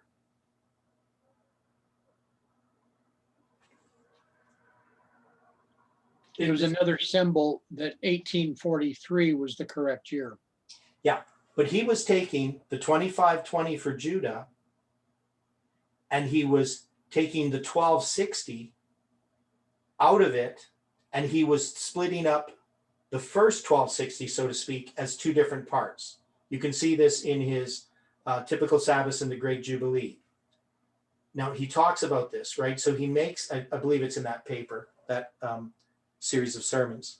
So he has the 1260 that begins with Babylon. He finally takes the last part of it that's left over after the 1260 for the papacy, and he places it at the end. That's how he does it. So he splits up the 2520 for Judah as 1215 years, then 1260 years, and then 45 years. And he takes that as being that whole period of 2520 as being split up in that way. So he splits it up as 1260, 1215, and 25, or it's, am I doing the math right? No, not 45. So 45 and 15, 60. Yeah, so he's got 45 at the end. Does that make sense what he did? Here again, it's something I've never really considered before, but yes, it does make sense. Okay, so there's a sense to it, because when he's talking here about the daily, he's starting it in 677. He's not starting it in, now we have said that the daily refers to, for northern Israel, the first 1260, and the abomination of desolation, the last 1260. Now, but he's talking here about the vision, and we know that the Chazon is the 2520 for Judah. So the question is, why is the daily mentioned here? Because I'm still going to stick with the position that the daily begins in 723, not in 677.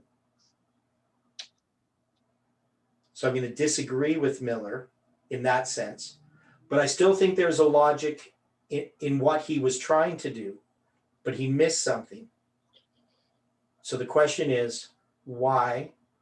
Because it says, how long shall be the vision? That's the Chazon concerning the daily, and that's going to go from 723 to 538.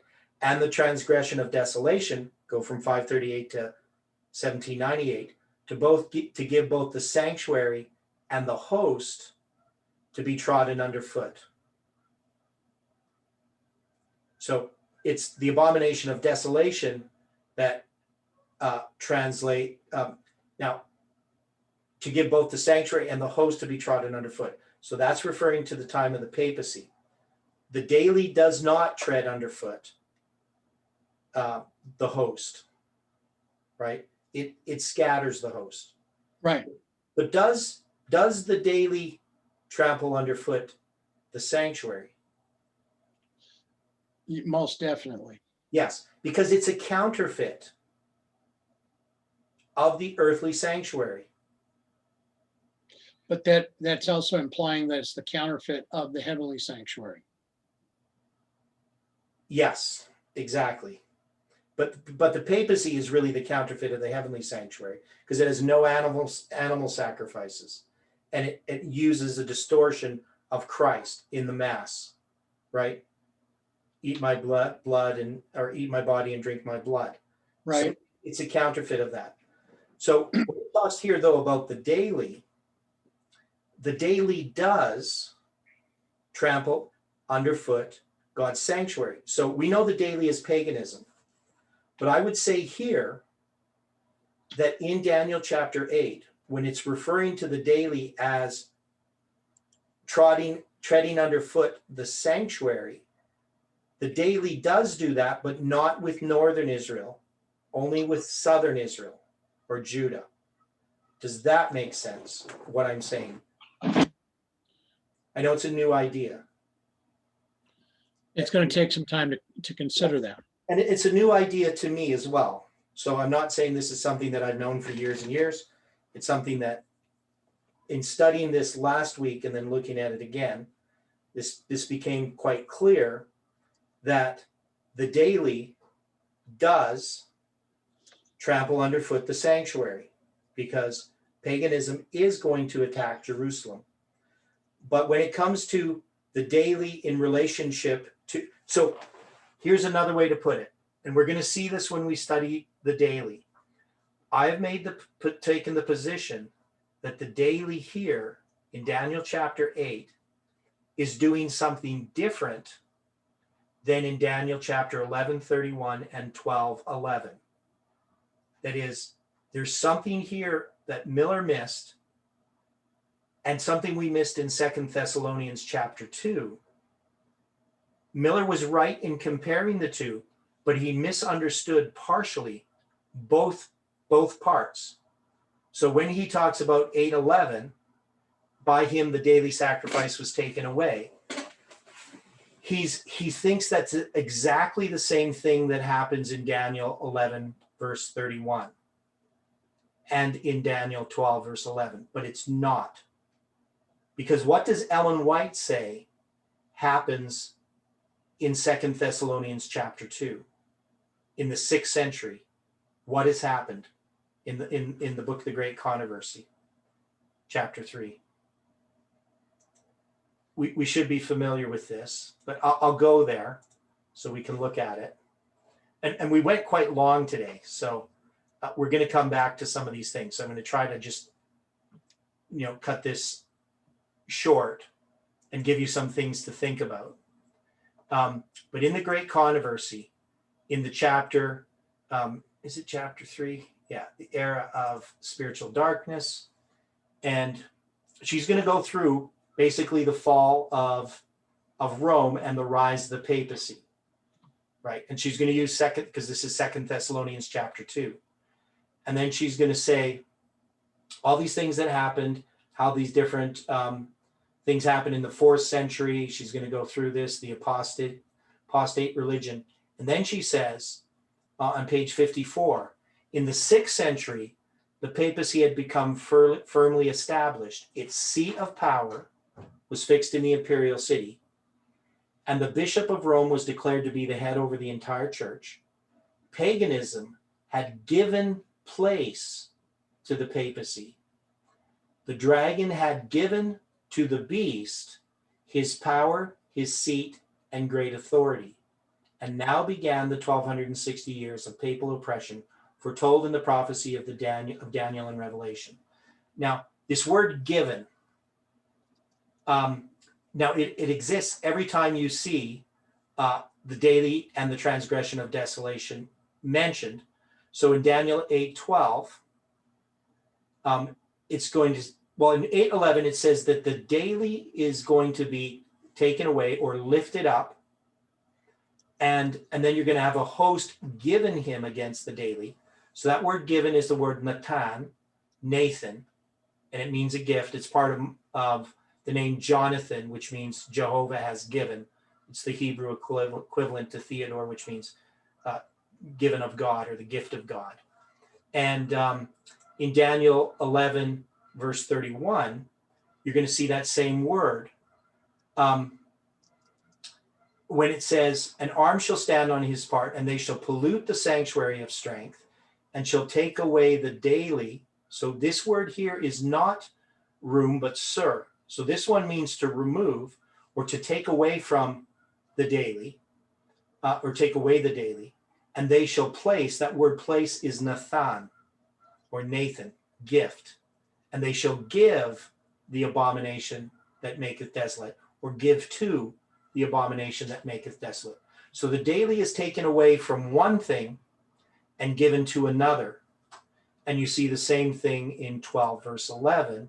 It says, from the time that the daily sacrifice shall be taken away, again, that's sir, and the abomination that maketh desolate set up, that word set up, again, it's Nathan,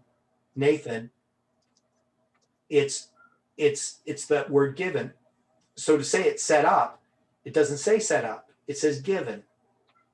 So this is something to think about when we look at Daniel chapter 8 and even Daniel 11 and 12.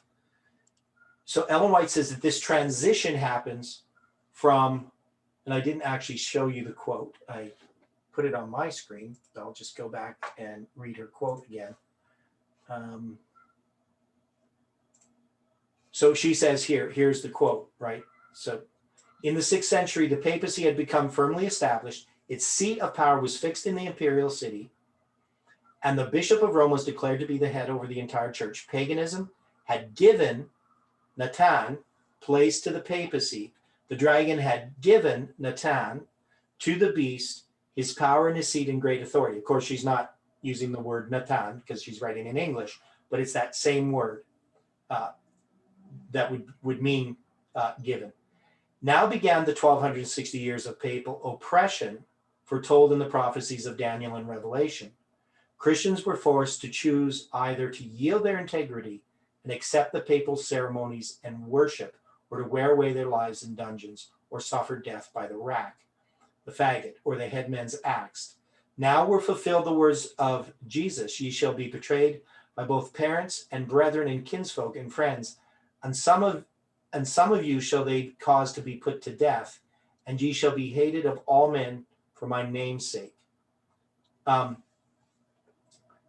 So this section here, here I'm going to go to my Bible. Well, I guess I can go here. So when you look at this from Luke, it's when you shall see Jerusalem compassed with armies.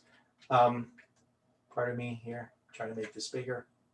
Right. So this is all about, and Jerusalem shall be trodden down of the Gentiles. So notice this is in the same context.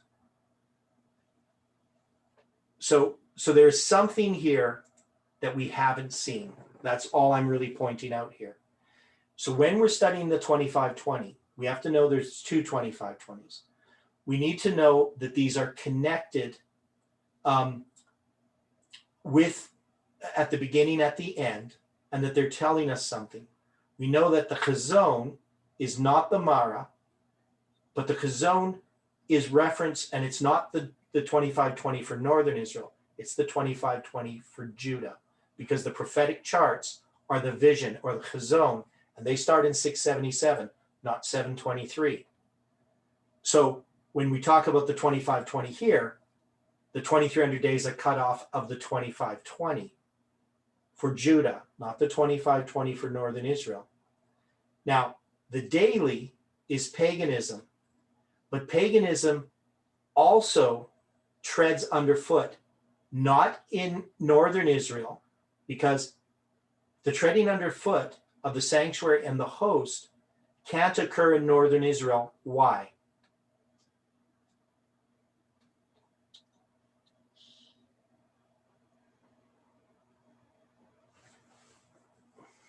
Why can Northern Israel not have its sanctuary tread underfoot?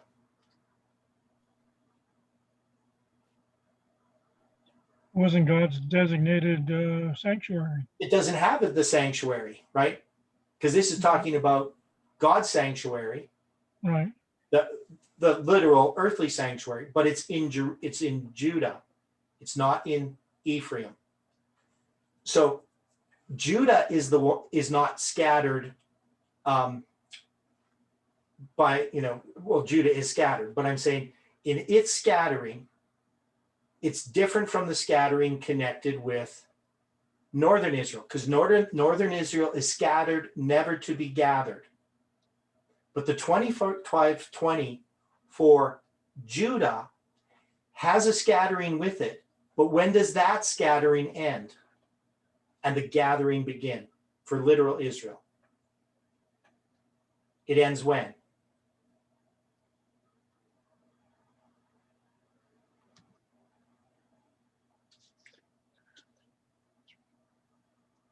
Because they're scattered by Babylon, and that when Babylon ends, then they're going to be gathered 2 years later when Cyrus has his decree. Right? So Right. So for northern Israel, they're scattered, never to be gathered, only gathered with typical Israel in 1798. But literal Judah is scattered and is gathered. And this is one of the problems that Miller had, is he didn't understand both 2520s, but he wasn't always, because of that, he wouldn't have known when it's talking about the 2520 for Judah or the 2520 for Israel. Now, Hiram Etzen comes in and he recognizes the times of the Gentiles is not the 2520 for Judah, it's the 2520 for Israel. And he just says we should choose this one over this one. But they were both right and they were both wrong. And now we can see something that they couldn't see. And we started to see some of these things, but only now are we coming to understand them more clearly. And it's extremely important.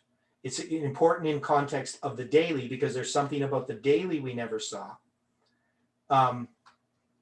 Because you have to understand, if Miller understood the daily correctly, now he understood certain things correctly, but we know he believed that Jesus was coming back in 1843.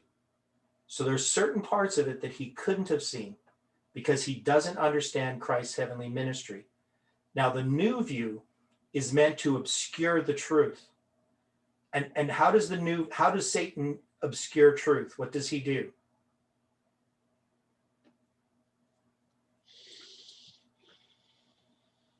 He introduces a little bit of error with the truth. Yeah. And sometimes a lot of error, but he needs just enough truth to make the error palatable, right?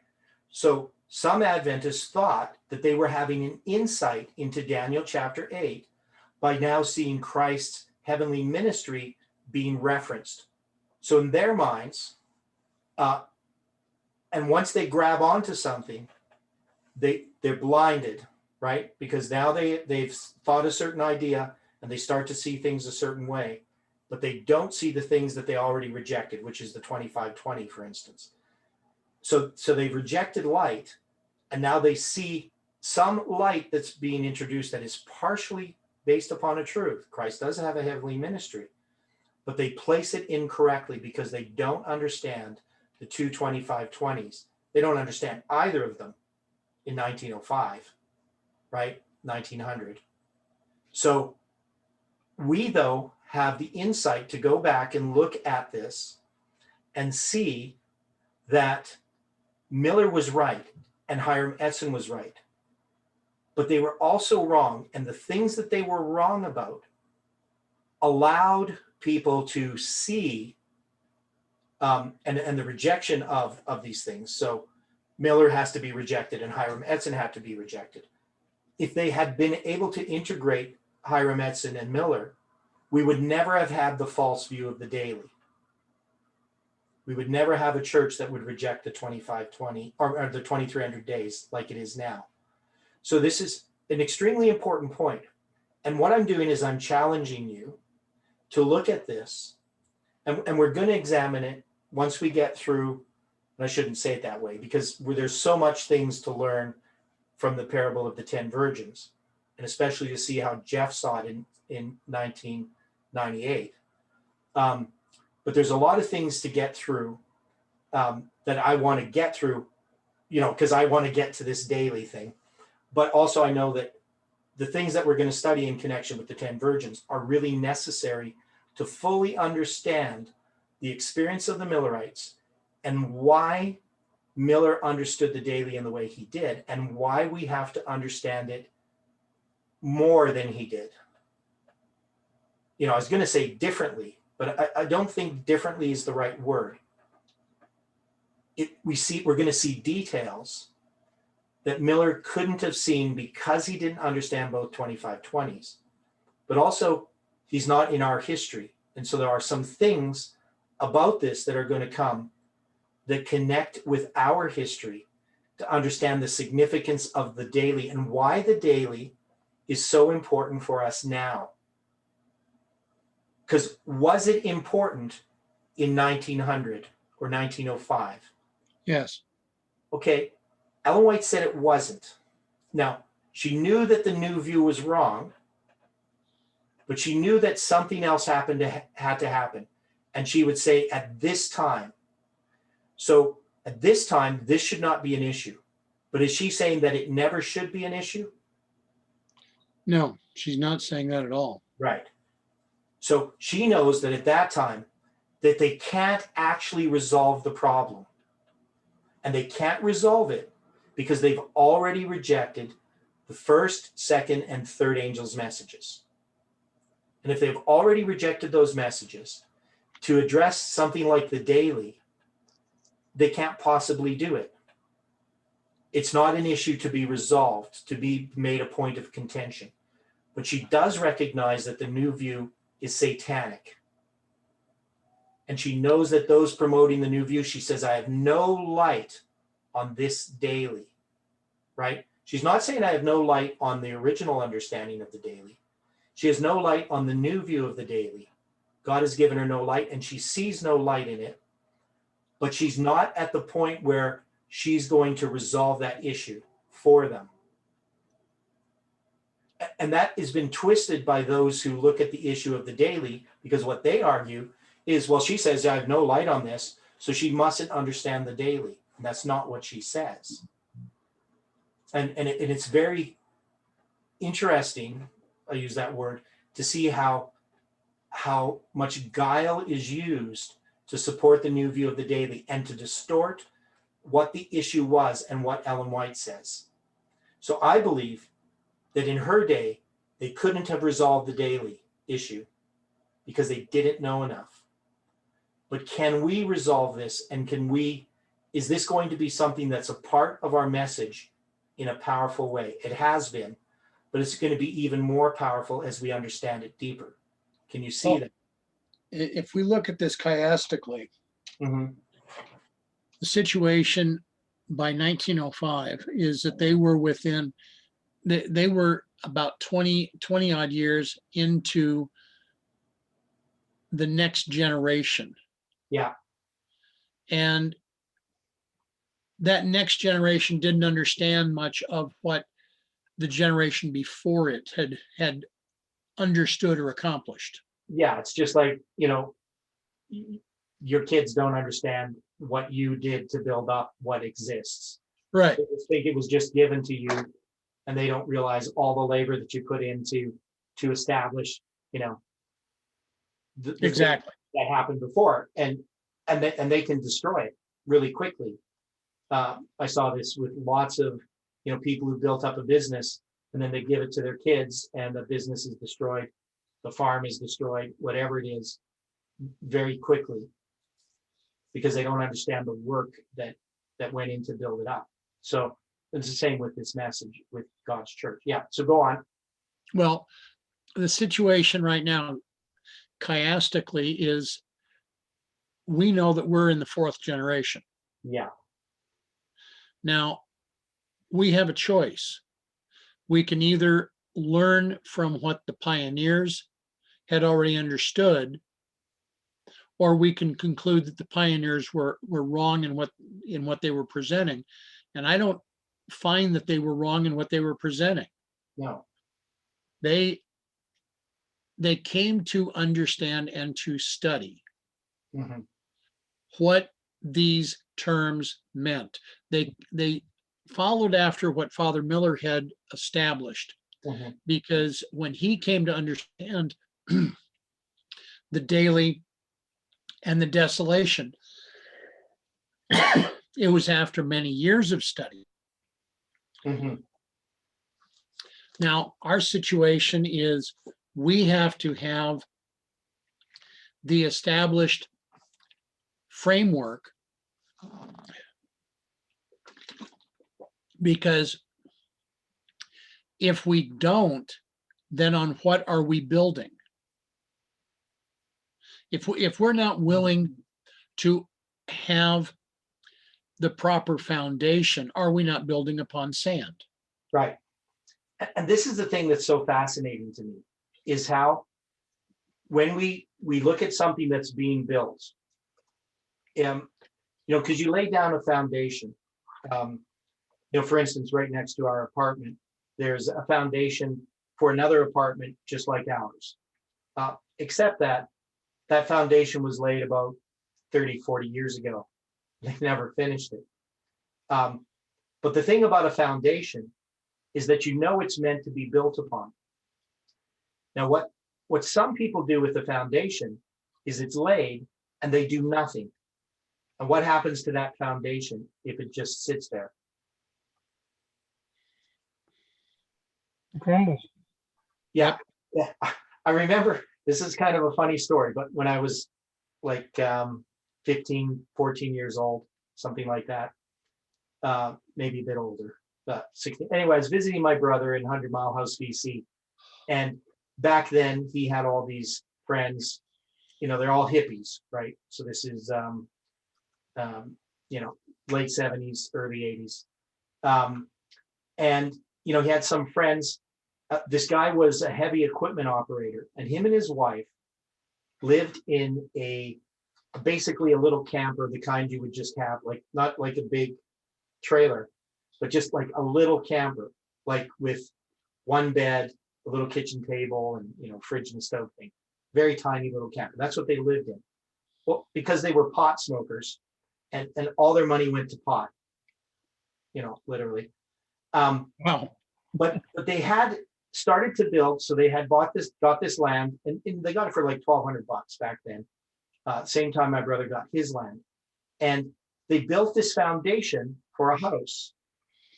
Well, there was a tree growing up in the middle of the foundation, and they just, instead of building on that foundation, it was just crumbling. Now I don't know what happened to it now. It's probably nothing left of it now.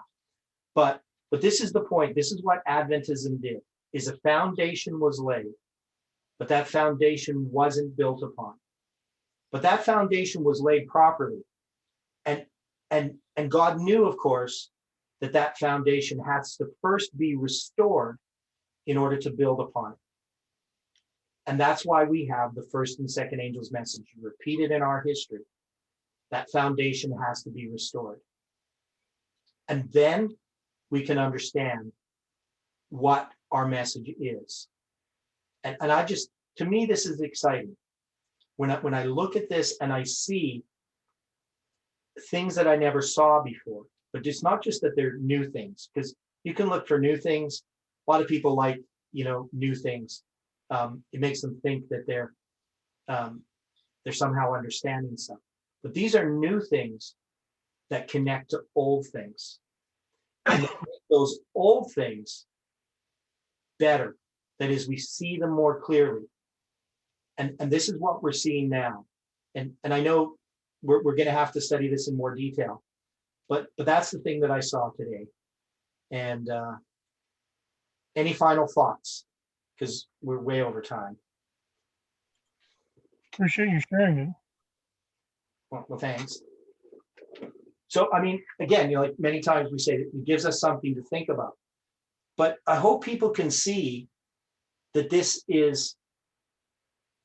is things that we still need to dig for. And I think the things that we need to dig for are not some of the things that people are trying to dig for. And I don't mean to criticize other people, but when I look at what we have to do right now, it's not about finding new things, or it's about establishing old things. That's why I really like Stephen's studies dealing with the periods of spans and dates, because what he's doing there is he's showing us that the foundation was laid correctly. Some people like to look for novel things, but it doesn't mean, but if it's not if it's not making you understand old things better, it actually serves no purpose, and it could actually be destructive. So it's something to think about as we move ahead.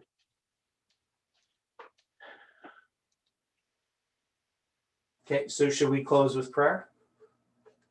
Okay. Okay.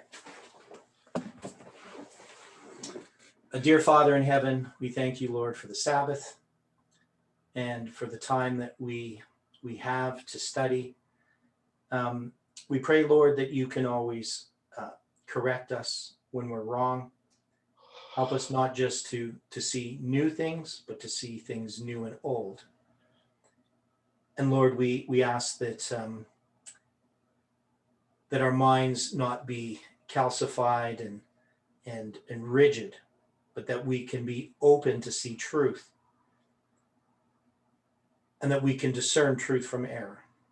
I pray, Lord, for each person in their personal study. Please help them to dig into your word and to find these things that will establish their faith. Help each of us, Lord, as we seek to reflect your character in overcoming sin and overcoming self. And help us to trust fully in you in spite of the things we see. In Jesus' name we pray. Amen.